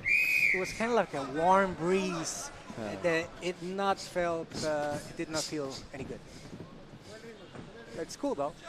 We're in the splash zone here. We're in the splash zone. There you go. You know, and when they stand next to each other, you see how tall Rubio is. And he's not using that height advantage, is he?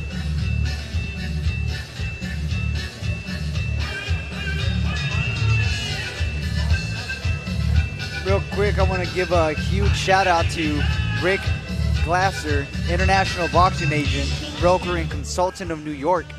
Thank you for always answering our calls, man. We appreciate you. Yeah, hey, well said, Dylan. And me as well. A quick shout out to the Knights of Columbus Council, 2785, Arlington, Texas. Thank you for serving as a pillar of your community. Awesome job, guys.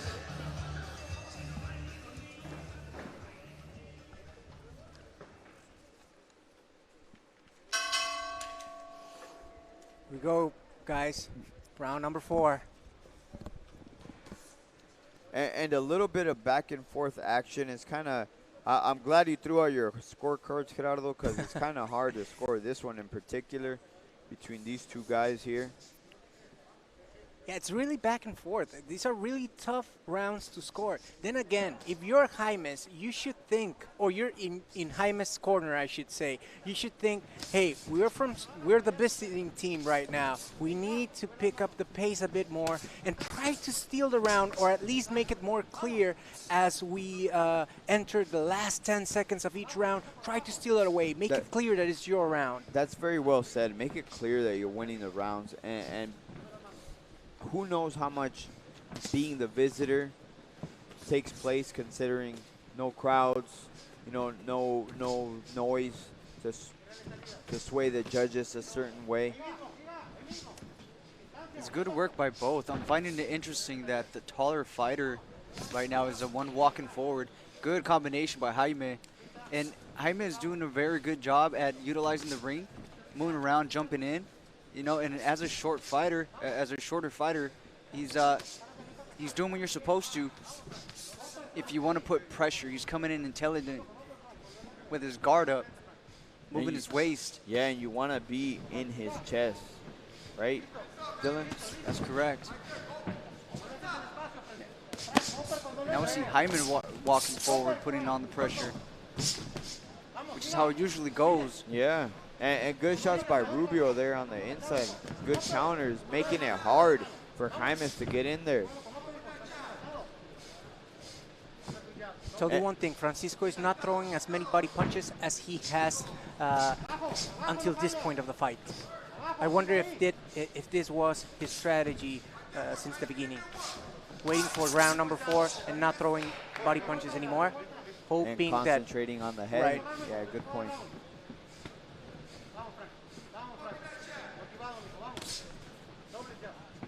And he's having success with shots to the head. Is Jaimes, but they're a little bit far and few between. And Pac-Man Rubio is still doing a good job as well. Good body shot by Rubio. You know, Rubio, good record, man, 9-1. You know, Ooh, good left. Oh, Timing, they and traded. right back. Nice. and as I was saying, Rubio, you know, 9-1 with the good record, man. He doesn't want to lose. He doesn't want another loss on his record. Doing a good job here against the undefeated Manuel Jaime. Wide miss by Rubio.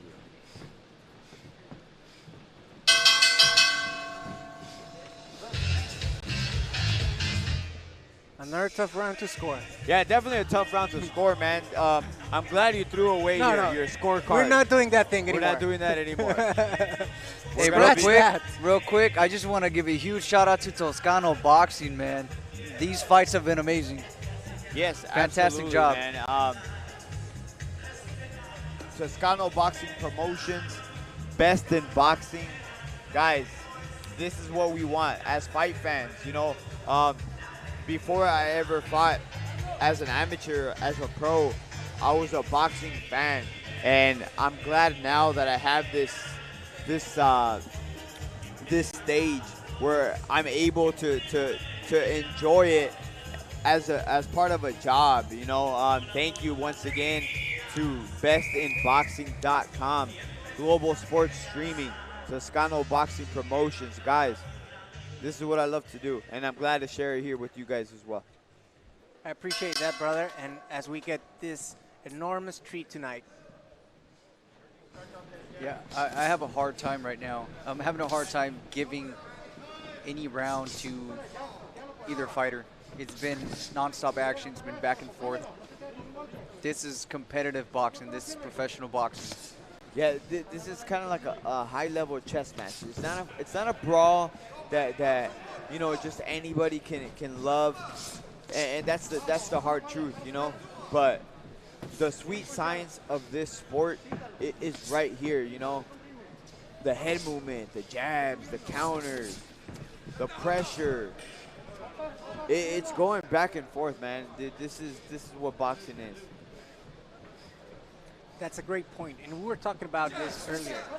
In order to score the rounds, a basic way to do so, if you fight fans are doing this at home, is asking yourself, which fighter would I rather be at the end of each round? And you know what, guys? I don't know if that tip works here, because this is a very competitive match. They're both getting... Right. It's back and forth. It's back and forth in a good chess match here. That's the way I could describe it. I believe Jaime right here is kind of coming on a little bit more in this round.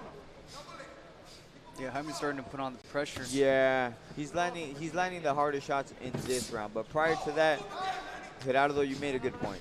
It's hard to tell.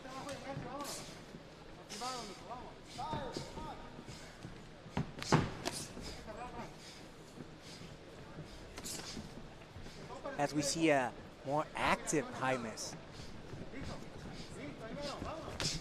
That's something that he should avoid at all costs. Not going through the ropes. Do not touch the ropes. That is all Francisco's game right there. So Jaime should stay away as if it were a matter of life or death. Do not touch the ropes. Hey, we're in boxing, man. It could very well be a matter of life and death. Stay off the ropes. That's a good point, my brother.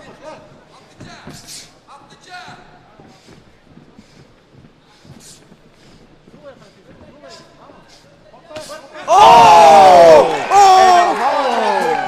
That's it. That's it. The referee immediately stops the fight. That was a thudding left hook by Manuel Jaime. Lives up to his KO power, and we hope that Francisco Pac-Man Rubio is okay, as it was getting into this monotone pace, right? Where all of us were kind of just watching, and all of a sudden, a hard left hook by Manuel Jaime, and he lives up to his knockout power. Brilliant shot, and we hope that Pac-Man Rubio is okay, as he's being attended to now. Hey, we doctors, see a little bit of movement. The doctor is one of the best in the biz, so hopefully he'll be okay. I just want to say something. It's not a tough fight a tough fight to score anymore, is it? It's not a tough fight to score. As we see the replay here of how he sets it up, he ducks and just lands it right over the top. Brutal left hook by Manuel Jaime. I apologize to the fans at home for my silence. That knockout came out of nowhere, man. I had to take a moment to take the headset off and appreciate that knockout and check up on Rubio, make sure he's okay. Yeah, definitely. As you guys can see now on the camera, Rubio gets up, and there you see the replay again. He fell hard, guys. He fell hard. Well, this is something that we were expecting from Manuel Jaime. This kid is a knockout artist, everyone. And huge shout out to Rubio, to Francisco Pac-Man Rubio for getting up. Both these men are competitors. You know, anytime you step in the ring, Chris, you know there's dangers that come with it, and you accept it. You go in there and you fight like gladiators. Huge shout out to Rubio for getting up, and congratulations to Jaime for that fantastic knockout. Fantastic knockout. You know, he's gonna have this as a highlight reel knockout for the rest of his life, man. It's here, Best in Boxing, bestinboxing.com, Toscano Boxing Promotions, and he has this highlight for the rest of his life. He's gonna tell his kids, his grandkids about that punch. It was a solid shot landed on Pac-Man Rubio. Hey man, I'm gonna tell my grandkids about that punch.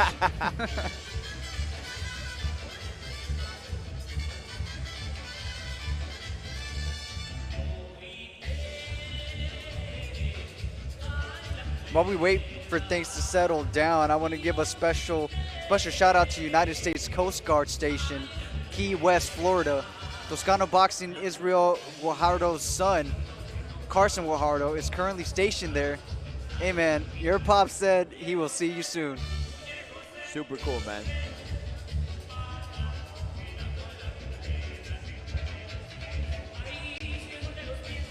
As we get ready for the official announcement by Pablo Flores.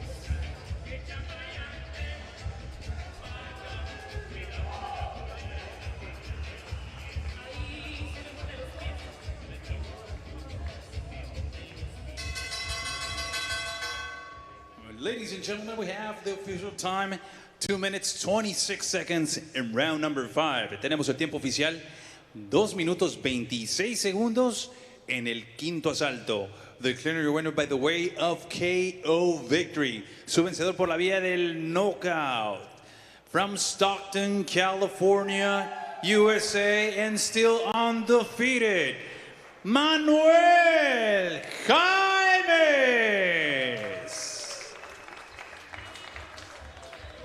Y también fuerte reconocimiento para su rival de Tijuana, el valiente Francisco Pac-Man Rubio.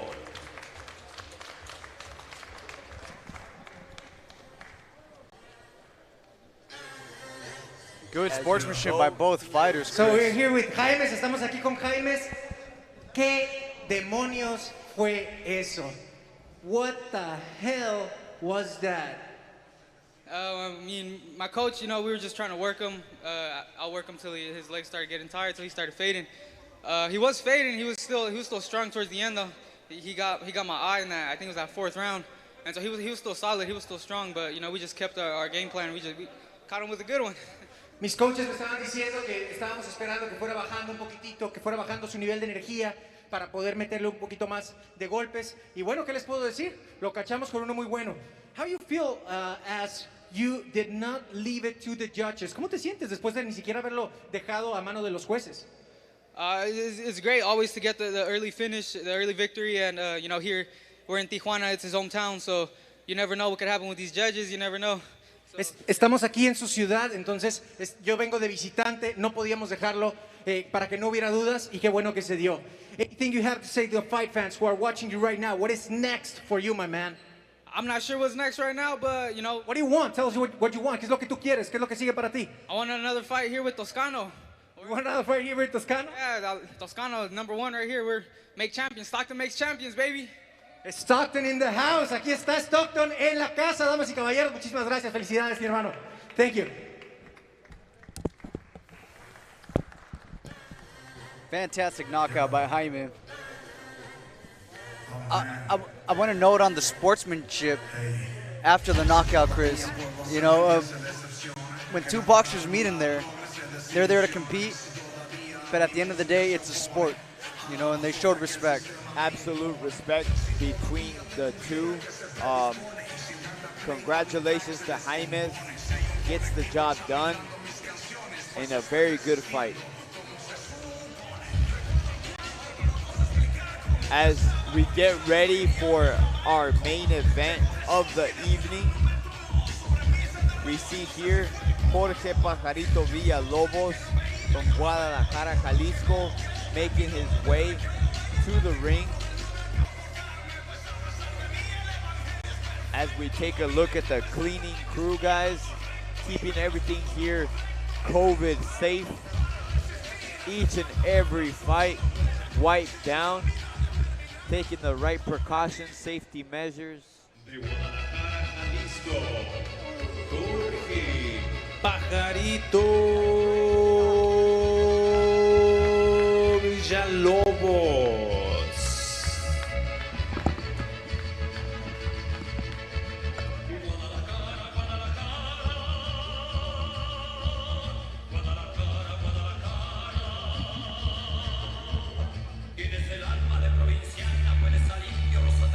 Okay, guys, I have to give it to you. I'm feeling nostalgic. This is the main event. As I am excited, I am nostalgic. Good point, man. I mean, it's been a long night, but it's gone by fast. You know, they've been good fights each and every time, man. As we get the second half of our main event coming to the ring.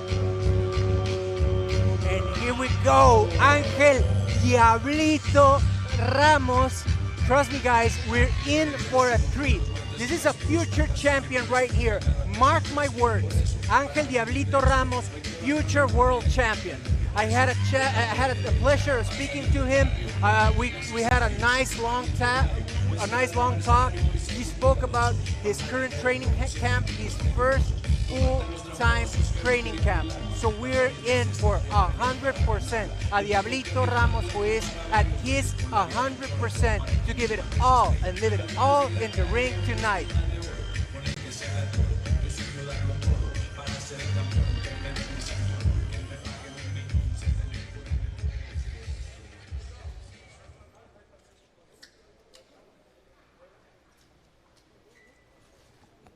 As we await the official announcement from our ring announcer, Pablo Flores.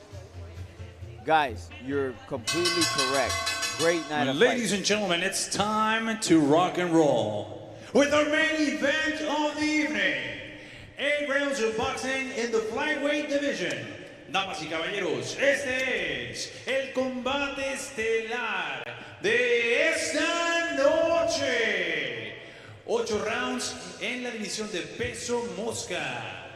Your 3 judges scoring this bout in ringside. Sus 3 jueces, Carlos de la Rocha, Jesse Hernández y Sergio Lechuga.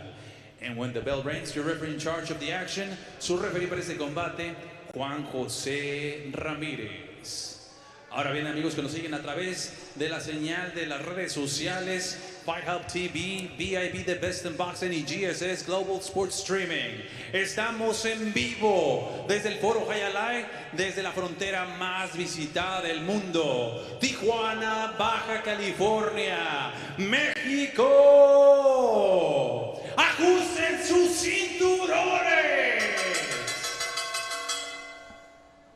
Introducing the fighter standing in the blue corner, wearing red and white. He officially weighs in 112 pounds. Presentando ustedes en esquina azul, con pantaloncillo en color rojo con blanco, con un peso de 112 libras. In 10 professional bouts, he stands with a perfect professional record of 10 victories, no defeats, And 6 of those victories coming by the fast way of knockout. Presenta un récord de 10 victorias, 0 derrotas y 6 de esas victorias por la vía del knockout. El invicto de Guadalajara, Jalisco, Jorge Pajarito Villalobos. And his opponent across the ring standing in the red corner. He wears red and black. He officially weighs in the same 112 pounds. Y su rival en la esquina roja vistiendo un pantaloncillo color rojo con negro con el peso idéntico de 112 libras. In 25 professional bouts, he stands with a near perfect record of 24 victories, 1 lone defeat, and 17 of those victories coming by the fast way of knockout. Presenta un récord casi perfecto, 24 victorias, 1 derrota y 17 de esas victorias por la vía rápida del cloroformo. El orgullo de la bella Cenicienta del Pacífico, Ensenada, Baja California. Damas y caballeros, aquí está Ángel Diablito Ramos. Fun And now fact. the final instructions para dar las indicaciones Angels finales. Su Diablito referee, Ramos Juan only José loss Ramírez. has been to the Abrams, current 8 saltos. world champion Vamos a una of his pelea limpia division. bonita, no hay How que about cometer that? faules porque pueden perder la pelea, puedo bajar puntos y pierden la pelea. No quiero faules, quiero una pelea limpia, suelto los dos, Dios los bendiga. Vamos a And esquina. that's, you know, that's very well respected. You know, you have the consensus flyweight champion, Kasi Tanaka from Japan, 15-0, 9 knockouts. You have the number 2 WBC, Julio Cesar Martinez, who's probably within reach, coming out of Mexico. So Ramos not far away from maybe contending for a world title shot, considering he does have a good record. He has a good style. And according to you, Gerardo, he had the first full training camp of his entire career. And that's saying a lot, considering he's 24-1. Definitely. So we're in a treat for tonight. I am pretty sure that Angel is going to be a top contender in the upcoming months. But tonight he has his opponent, and he has to fully focus on Jorge Pajarito Villalobos. And what I did see about Pajarito, he likes to box. He likes to come out on his back foot. Not typical from your Mexican fighter. He likes to box. As he continues to move laterally, throwing his jabs, trying to keep Ramos off of him. And that's good, Chris. That's what I would expect him to do with the body that he has. He's tall, he's long, you know. And we have Diablito coming forward with that pressure and the power punches. And throwing to the body as he should, like he just said. He's facing a longer puncher, taller fighter in Villalobos. And we're having really good action right now, but this is still a fill-out round. A little high pace feel out. High pace feel out. Ooh, and a good uppercut landed by Villalobos. Might have been a little headbutt in there as well. They touch gloves, acknowledging the headbutt. And it's very rare that we see two southpaws fight each other, but we have it here. Two southpaws fighting each other. Boxer versus puncher as well. You know what? I would categorize Diablito Ramos more as a boxer puncher. Good combination. Villalobos more of a boxer. But good style by Diablito Ramos. I like the style that he presents. You know, like I said, we've seen him fight before. His draw with title contender Dwayne Beeman. That was an excellent fight. You know, I think it was just with the draw. Cortez is doing a good job at using the ring. He's keeping Diablito in the middle and moving around. He's a young fighter too. Yeah, good young fighter, fighting off his back foot. But to tell you the truth, Dylan, right now, and to everyone at home, I think that Diablito Ramos is the stronger of the two fighters, as he was pretty much pushing back Villalobos the entire round. Stronger, and he's shown his experience. Jorge Villalobos has 10 fights versus the 25 that Angel Diablito Ramos has. So that experience is definitely going to play a role here. It's going to be interesting to see how Jorge is going to adjust to the type of pressure that Diablitos is putting on him. And it's smart pressure. He's moving his head, as we see it here. A quick clip. Back and forth action, as we can see on that replay. Yeah, back and forth, but my point was the fact that Diablito Ramos moves his head right in the center, evading shots as he continues to move forward. It's a good little boxer-puncher style that he has. Tell you one thing, if I was in Diablito's corner, I would tell him, throw more body punches. Make him move less. Throw more body punches. Make him slow the pace, then go to the head and headhunt. I believe you're right, because I think he had the most success when he went to the body, and you saw a couple body shots there as he gets out of the way and counters. I like it, man. This is a good style that Ramos has. Nice. A good little 1-2 there. I like how Jorge is using the ring, moving around, sticking and moving. But I think he's going to have to sit down on those punches a little bit more and make Diablito respect the power that he has. Because right now, Diablito is just walking forward. He's walking he him hasn't down, felt any sting, any pain, so he's not worried. That's a great point. That's a great point, Dylan. As we see, Diablito putting on the pressure, putting even more pressure, working the body, then going to the head.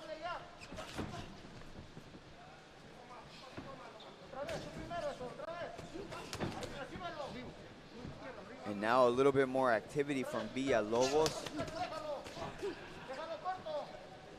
We start to see some swelling on the right eye of Pajarito Villalobos.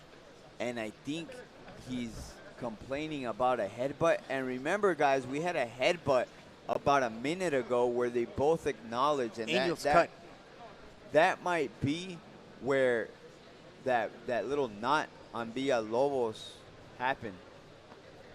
They seem to be checking Diablito. I did not notice any cuts, but there it is. There it is. Oh, yeah, he's definitely cut. And look at Villalobos, who's also cut right around the same area. He's both swelled and cut. Swelled and cut. And I think it was a result of that body clash, was it not? Yeah, I would think it was from that headbutt. Doesn't look good for Villalobos. It doesn't look. It is in a bad It's in a bad very spot. bad spot. Definitely. It's rolling right into the eyes. Angel Ramos seems like it's a little bit off the eye. Right. But Villalobos, no bueno. I would hate to see this fight being stopped because of the damn cut. Good uppercut. As a consequence of a head clash. I would hate that. Yeah, it'd be very upsetting if it happens. It seems, though, with the quick wipe down that they did on Villalobos, that the blood is gone. Now, both fighters have cuts. When your opponent has a cut, you start to focus on it. They both have it. Yeah. They both feel the urgency. Definitely. It seems like Ramos, though, feels a little bit more urgency going forward, throwing a little bit more shots. And Good a good uppercut. uppercut by Villalobos there. Right in between Angel's gloves. Got his attention. May not have hurt him, but got his attention.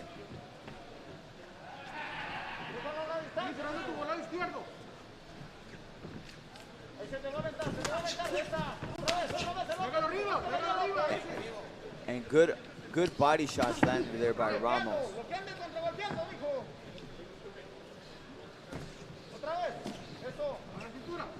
He had a fight after Dwayne's fight. I don't think he's fully. I don't think he is. Maybe a little bit of ring rust. Is that where you're getting at? Yeah, maybe. But there's a lot of fighting there's still a lot of fighting to go. There's so. a lot of fight left.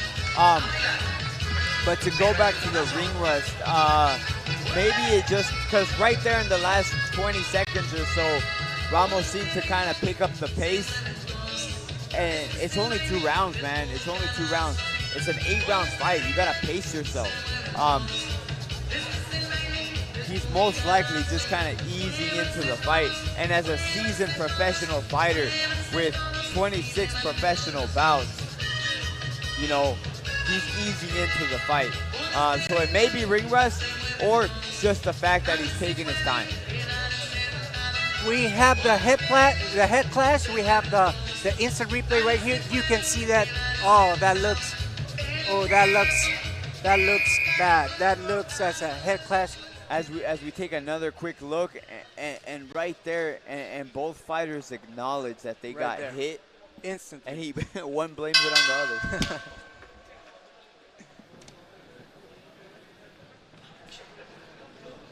And as we start the round, a very special shout out and a big thank you to all our fans in Stockton and the surrounding cities in the California Central Valley. We appreciate all your love and support. We will be back soon. Toscano Boxing Promotions, bestinboxing.com.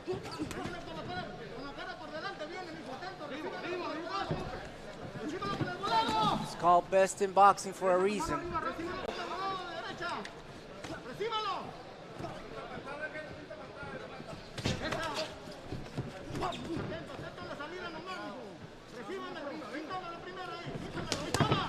And good little body shots landed there by Ramos. Jorge not moving as much as he did on the previous rounds, is he? It doesn't seem that way, Gerardo. I believe, though, the main reason why is those body shots landed by Ramos. Ramos is throwing good shots to the body. Jorge was with that combination, didn't seem to sit down on the punches a bit more, which is what he needs to do because the punches he was throwing before just weren't getting Ooh, respect. and a good shot landed there by Ramos, and you're absolutely right there, Dylan, because Ramos just walks through those shots. He walks through those shots because Villalobos not sitting down on his shots, and therefore can't keep Ramos off of him. Now, if Jorge Villalobos had the plan of touch and moving, right now he's fallen into Diablito's game plan, which is sitting down and exchanging, where we know Diablito, has the upper hand. He's throwing those harder punches, Chris. Yeah, and as we see, Jorge Pajarito Villalobos likes to counter. He's doing it, but not as effective, and that was a good right hook by Ramos. As they're asking for the double jab, and he does it via Villalobos.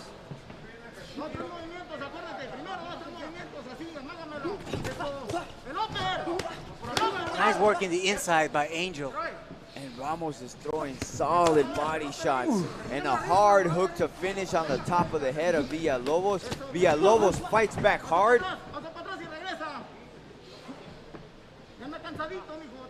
We have And fight this now. fight, this fight is starting to heat up, guys. Villalobos has tried to step back and throw that left uppercut twice. So it looks like he's waiting to counter him. Yeah, he noticed something, right? Yeah, it looks like it. And and a solid shot by Ramos, trying to close out the round strong, and he does, landing 2 overhand lefts to the head of Villalobos. What a great way to finish that round, guys. Tell you what, those last 10 seconds, wow. Great exchange. It definitely stole the round for Ramos, in my opinion. Definitely, yeah. You're right on point on that one, Chris. It's round 4. This fight is going by quickly, you guys. I'm getting sucked into the fight, and the rounds are just going by. I could have sworn we were round 2. I like the unorthodox pressure style of Angel Ramos. He's honestly like a similar southpaw style or southpaw version of Manteca Medina, who we saw earlier today.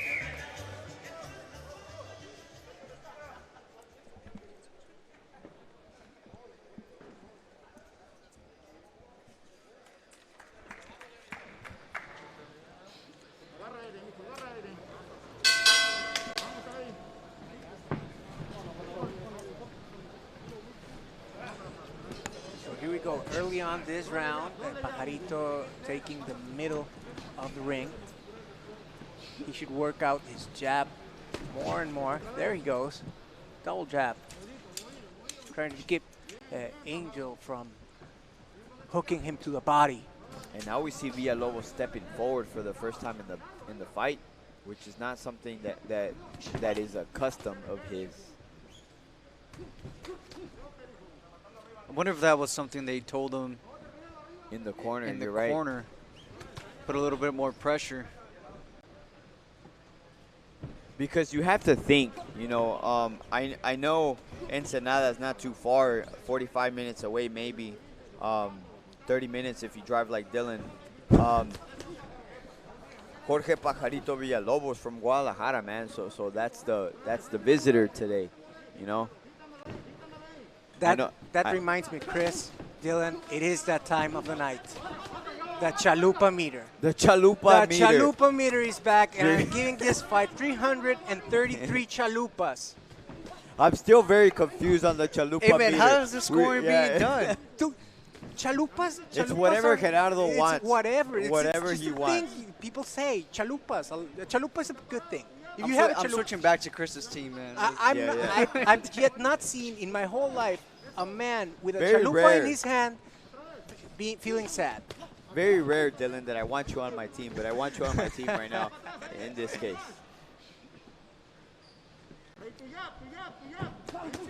As Ramos goes back to the body, a little bit of sense of urgency from Villalobos. Once again, charging forward. Not what he was doing in the first 3 rounds. And Good he's being jab. successful with it, Chris. He's being smart with the pressure. And we talked about at the top of the telecast about Angel Ramos's first time making a complete training camp.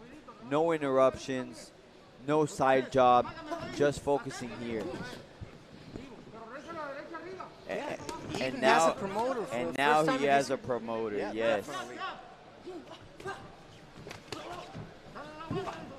It's a fun fact.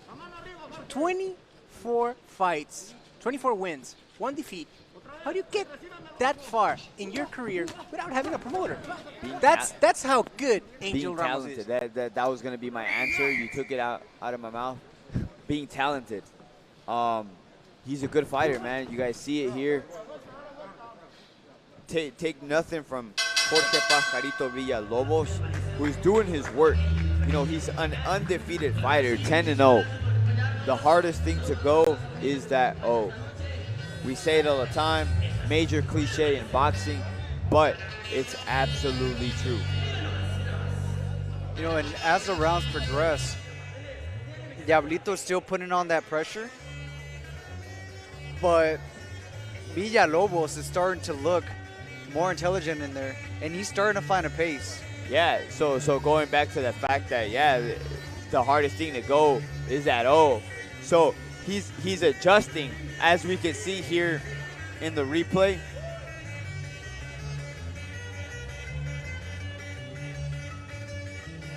Good exchange there, changing levels, right? We didn't see too much of the adjustment that I had in mind, but he blocked the shots coming from Ramos, and he's staying in the pocket.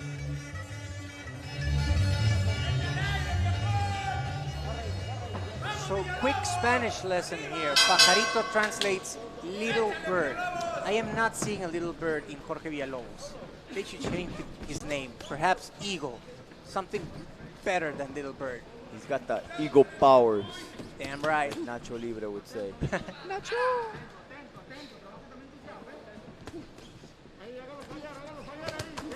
Nice exchange.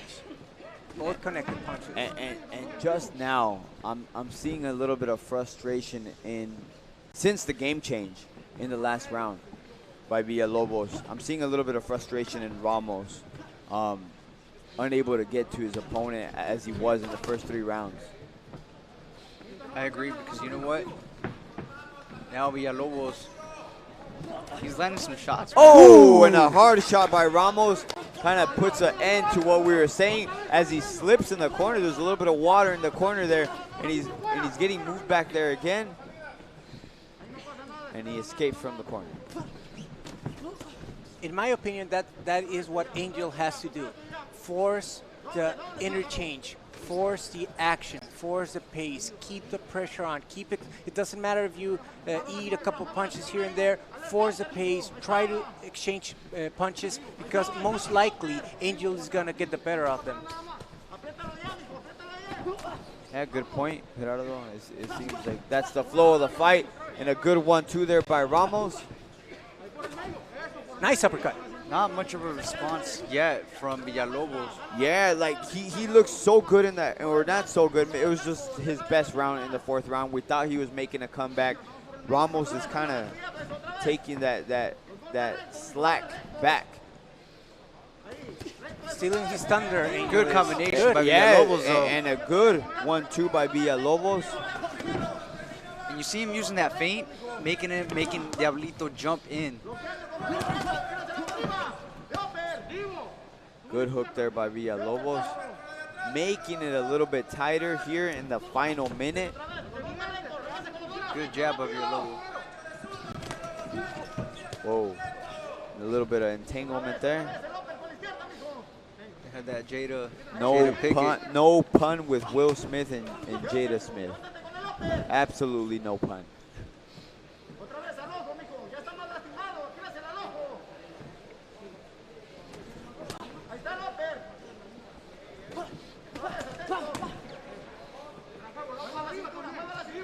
I kind of feel like Angel's pace is it's slowing down a little bit. I wonder if he's expecting something bigger, or trying to exchange punches as we end round number 5. I see him chipping away at Villalobos, just using his experience, just touching him. And the truth is, it gets to you. Little by little, that pressure will continue. The style that Villalobos has too is tiring. He's constantly in, out, using the ring, while Villalobos can sit down and stay in the middle and just sit on those power punches. So the pressure is on Villalobos. Good point. That's what it is. As we take a look at Angel's corner, how his trainer is helping him, putting on some grease, telling him instructions. What would be the best strategy, guys? What would be the best adjustment that Diablito could do? As we see the replay and we see the exchange of punches as Pajarito is trapped into the ropes.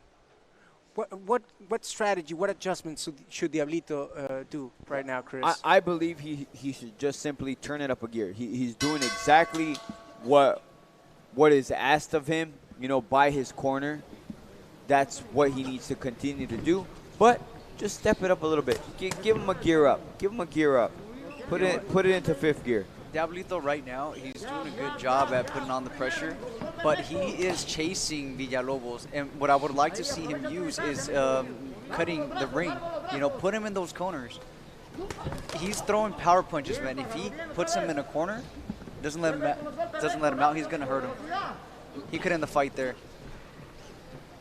That makes a lot of sense, Dylan. That's hopefully the corner there will hear you.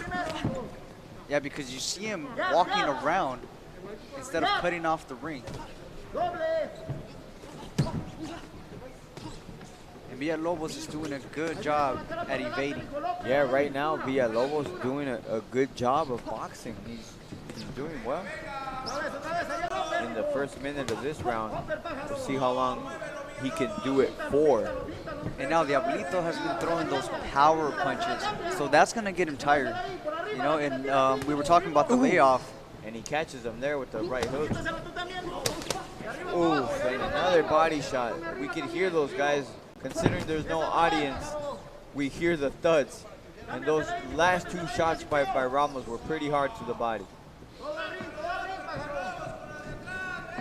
You see how smart Villalobos is playing it right now, because he's jumping in, jumping out, jab, points. I like it, man. Yeah, I mean, he's doing the right thing, you know. Winning the round, maybe. Yeah, man, it's a difficult fight to score now. Yeah, that one's going to be on the judges. That was a good two-punch combination by Diablitos. But so far, the action is Villalobos. Here you go, hit. Well, here's the thing. He's just moving a lot. I don't see a lot of shots landed by Villalobos. The harder and telling shots have been landed by Ramos in this round. But not as often, and that's where the judges' own bias comes in. You guys are having a great discussion. So who you rather be, right? The guy who's moving, having a great performance, talking about sidestepping and ring generalship, or the one who's throwing punches and being aggressive. So this is a good discussion to have. Definitely, I wouldn't want to be a judge on this one. All I have to say is we still have rounds to go. It's still a young fight, and you know what? One shot can make this whole thing end. Yeah, just like it did in the last fight. Definitely. But here's the thing. This is the point I want to make. For everybody at home, Villalobos walking back, in a sense, running back. Who would you rather be, the guy going uphill in Villalobos or the guy going downhill in Ramos? It's much easier to go downhill going forward in a boxing fight than it is to go backwards like Villalobos is. And he's not landing a lot of telling blows, is Villalobos. He's not landing those hard punches like Diablito, but he is still landing and he's still getting points on those scorecards. Now, I want everybody at home to think about Anthony Joshua versus Anthony Ruiz. When he came back in that rematch, he boxed him intelligent. Yeah, he was sticking and moving. Yes, that's what he did. He did a fantastic job. Did Joshua over Ruiz. I don't think I see the same thing here though in Villalobos. I think Villalobos is getting tagged by Ramos throughout the whole fight. And on that note, everyone, this is why when you get into boxing, they say do not leave it up to the judges because you never know. Every judge has their own bias as how boxing should be. And you get three different angles. You get three different angles from the ring.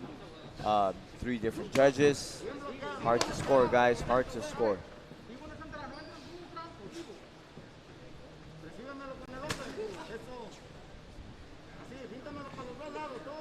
I have to say something. It's like way different. It's a whole other planet watching the fight. Right here from where we are standing, which is just a couple of yards away from the ring, from the judge's corner, or even you guys with all the instant replays and the several angles we have with this streaming. So it really is a matter of appreciation, and hopefully you guys are having this treat as we are doing so tonight. And as you were talking, Gerardo, Diablito seems to be coming on in this round, landing a little bit harder shots now as opposed to last round where he really didn't find them. Even though I still gave him the last round to Diablito Ramos, he didn't do much last round, but he's doing a little bit more this round, making Villalobos work harder off that back foot. And he is working hard because Diablito puts him close to the corner, but he manages to escape every time. And that's where Diablito needs to step to the other side and feint and not let him know which way he's going to come in. But right now, I think that the one who is inflicting more damage is definitely Diablito Ramos. Won't you say that, guys? For this round, yes, I would agree with you. Like I mentioned before, that style that Villalobos has is tiring. You're constantly jumping in and out, in and out. Hit, move, hit, move. It's beautiful to watch. This is what boxing is, you know, yeah, hit man. and don't get hit. Back and forth, you know, like I'm trying to catch you, Tom and Jerry type stuff. Another head clash again. Another head, boy.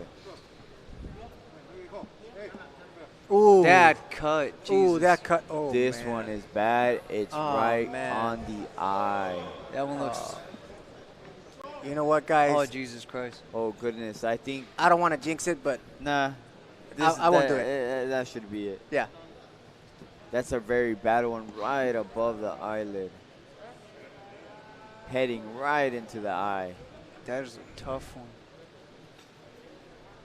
And what a shame if this is the case, which man. it seems like it's going to be, because that's a very bad cut, guys. That's a very very bad catch cut. on the very bad spot. That's not going to stop.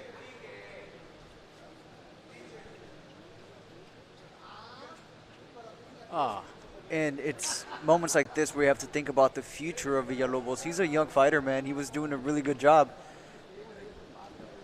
He was making a valiant effort in a closely contested fight, which I think the truth he was losing, and if it's gonna go to the scorecards, he will most likely lose this decision.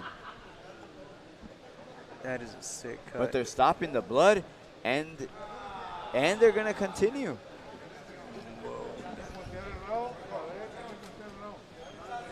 Is that it? Look like it. No. It looks like it's done. So we can't really hear under the mask of the referee. He did not wave his arms. This will be a technical decision. So we await the judges' scorecards, and I believe we're gonna score that round because the bell rang. So you have to score that round. Correct? Correct, Chris. I'm staring at the cut. It's a pretty gnarly cut. Yeah, that's a pretty tough cut right there. But you hit the nail on the head, Dylan, with what you say regarding you have to think about Jorge Pajarito Villalobos. He is a promise. He showcased a lot of talent, a lot of high-level boxing. So yeah, you should really take into consideration that, hey, he's a young fighter. Take care of him and leave to fight another day, right? He's 10-0. He's 20 years old. You know, he has a lot more boxing to do. It's a shame that our main event ends like this. It was starting to heat up. Good fight, man. Good fight.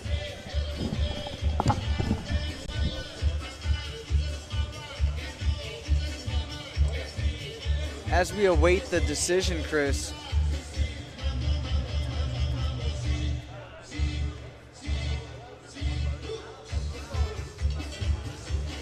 huge thank you to Toscano Boxing for these fights. And thank you everybody at home for tuning in.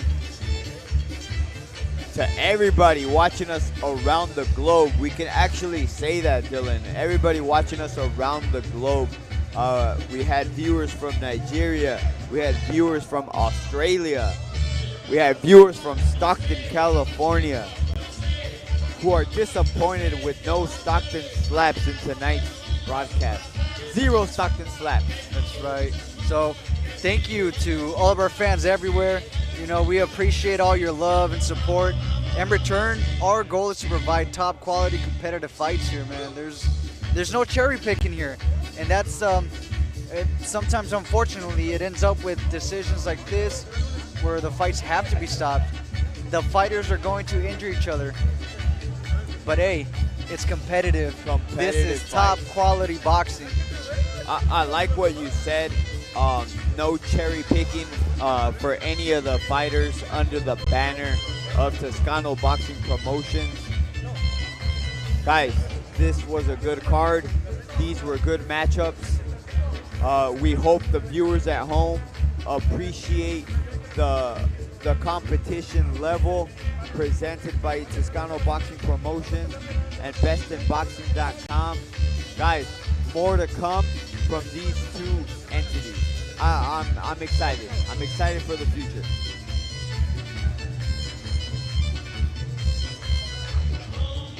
As we get ready for the official decision from Pablo Flores. And ladies and gentlemen, an accidental headbutt forces the referee to stop this contest. Therefore, we're going to go to a technical decision. Damas y caballeros, un cabezazo accidental entre ambos pugilistas obliga al referee a detener las acciones. Por lo tanto, nos vamos con las tarjetas de los jueces. Juez Judge Jesse Hernandez scores it 70-63, 70-63. And both judges, Sergio Lechuga y Carlos de la Rocha, they have the same scores of 69-64. 69-64 estos dos últimos jueces. Therefore, your winner by the way of unanimous decision, su vencedor por la vía de la decisión unánime. Ensenada, Baja California, el Diablito Ángel Ramos. And what we thought we saw. Y también reconocimiento para su rival de Guadalajara, Jalisco, para el pajarito Jorge Villalobos. What we thought we saw during the fight, the judges had it that way. Valiant fight by Jorge Pajarito Villalobos. Too much experience, too much talent, too much power. Ángel Diablito Ramos with the victory here tonight. Yeah, good job to the doctor stopping that fight. This kid is 20 years old. He showed a lot of great talents. I'm excited to see him come back and showcase his skills again. Again, this is Jorge Pajarito Villalobos.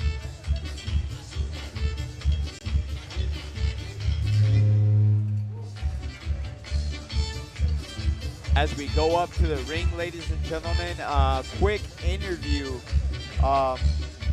with our broadcaster Gerardo with the winner of tonight's main event bout, Ángel Diablito Ramos. As we see the promoters and the referee taking a picture there. Aquí estoy con mi brother Ángel Diablito Ramos. Here with my brother Angel Diablito Ramos. ¿Cómo te sientes después de esta pelea? Nadie le gusta esta decisión, pero ¿cómo te sientes después de esto? How do you feel after this decision? Sí, así es, pues es una decisión pues, lamentable, ¿no? Porque, o sea, la pelea debió haber seguido y pues realmente así, ¿no? Yo pienso que yo llevaba a ganar la pelea, ciertamente, o sea, la verdad yo me sentía que estaba pegando mejores golpes y estaba trabajando más constante. I felt good throughout the fight as I was gaining more and more ground. And I think I definitely won the fight, as you fight fans saw at the broadcast. Antes de la pelea, tú y yo platicamos. Before the fight, you and me spoke. And me dijiste algo que el enfoque que tenías para esta pelea. Querías tener una dedicatoria muy especial para esta ocasión. You had a very focused, a very goal. Your folks, you want to make them proud of you. Querías que tus papás estuvieran muy contentos contigo y les ibas a dedicar esta pelea. Te están escuchando ahorita, mi hermano, desde el cielo. They are hearing you from heaven. ¿Qué les dices? Sí, así es, pues solamente que puedo decir que yo sé que ellos están conmigo. Todo esto lo hago de mucho corazón. Sé que en veces esta pelea se complicó un poquito. Jorge Villalobos trató de boxear, pero estuvimos trabajando bien y pues van a venir mejores cosas. Primeramente Dios, vamos a trabajar muy duro. Y pues quiero en especial, toda mi carrera en sí va a ser dedicada a mis padres. Y eso es en especial, pero toda mi gente que me apoya, que está siempre conmigo, les agradezco de todo corazón. Yo sé que están ahí al 100 conmigo. My whole career, I'll dedicate it to my folks in order to honor them. So, platícanos un poquitito, ¿qué sigue para ti? ¿Qué es lo que estás buscando, mi hermano? What are you looking for? What's next in Angel Diablito Ramos' career? Sí, así es. Pues ya gracias a Dios salimos de este compromiso, obtuvimos la victoria como pensábamos que iba a ser. Y pues solamente ahorita mi apoderado, Sergio Vidaurri, es el que tiene el control de mi carrera. Yo sé que vamos a brillar y pues paso a paso. We'll take it step by step. I need to speak with my promoter, Sergio, who will tell me what comes next. ¿Y qué buscas tú? ¿Qué buscas tú? ¿Qué es lo que quieres tú? What do you want? Yo quiero pelear un título del mundo, ya sea con cualquier campeón, con el Rey Martínez, con el que sea de la división. Me gustaría poder tener una oportunidad y seguirme preparando muy bien. Yo sé que vamos a desenvolvernos muy bien más adelante. I want a belt. I'll keep preparing myself and I want to fight the very best. Ángel Diablito Ramos, everybody. Gracias, mi hermano. Congratulations.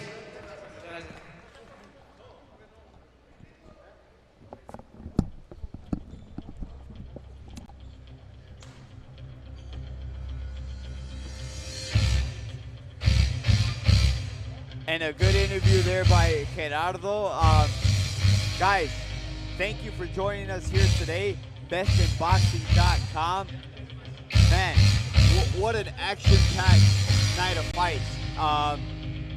The closing show, we didn't get the result we wanted. We didn't get the most spectacular showing, but it was a very good fight up until the closing. Angel Ramos, Jorge Villalobos. We didn't get the final decision, but we got a decision for Diablito Ramos. Jaimes with a spectacular knockout in the co-main event of tonight's bout. We had Obrita Gonzalez and Mantecas Medina in an exciting, exhibition bout. We didn't get the Ivan Drago ending, but it was a very good fight. It was a very good fight. Dylan, go ahead and tell everybody how you saw the fights here tonight. Hey man, I can't complain. This card was stacked. We had good fights from the start. We had Wade Jones with an amazing knockout. That kid is a prospect that is coming up. We had a Gonzalez. Gonzalez is always putting on a show. I can't complain, man. These fights keep coming back, man. Toscano Boxing is putting on high-quality pay-per-view fights. So, once again, Toscano Boxing Promotions, bestinboxing.com. We definitely got our money's worth here tonight from El Foro de Tijuana, Mexico. Guys, have a good night. Thank you guys for joining us here tonight. On behalf of Dylan and Rey Miranda, our co-host Gerardo, guys, thank you very much.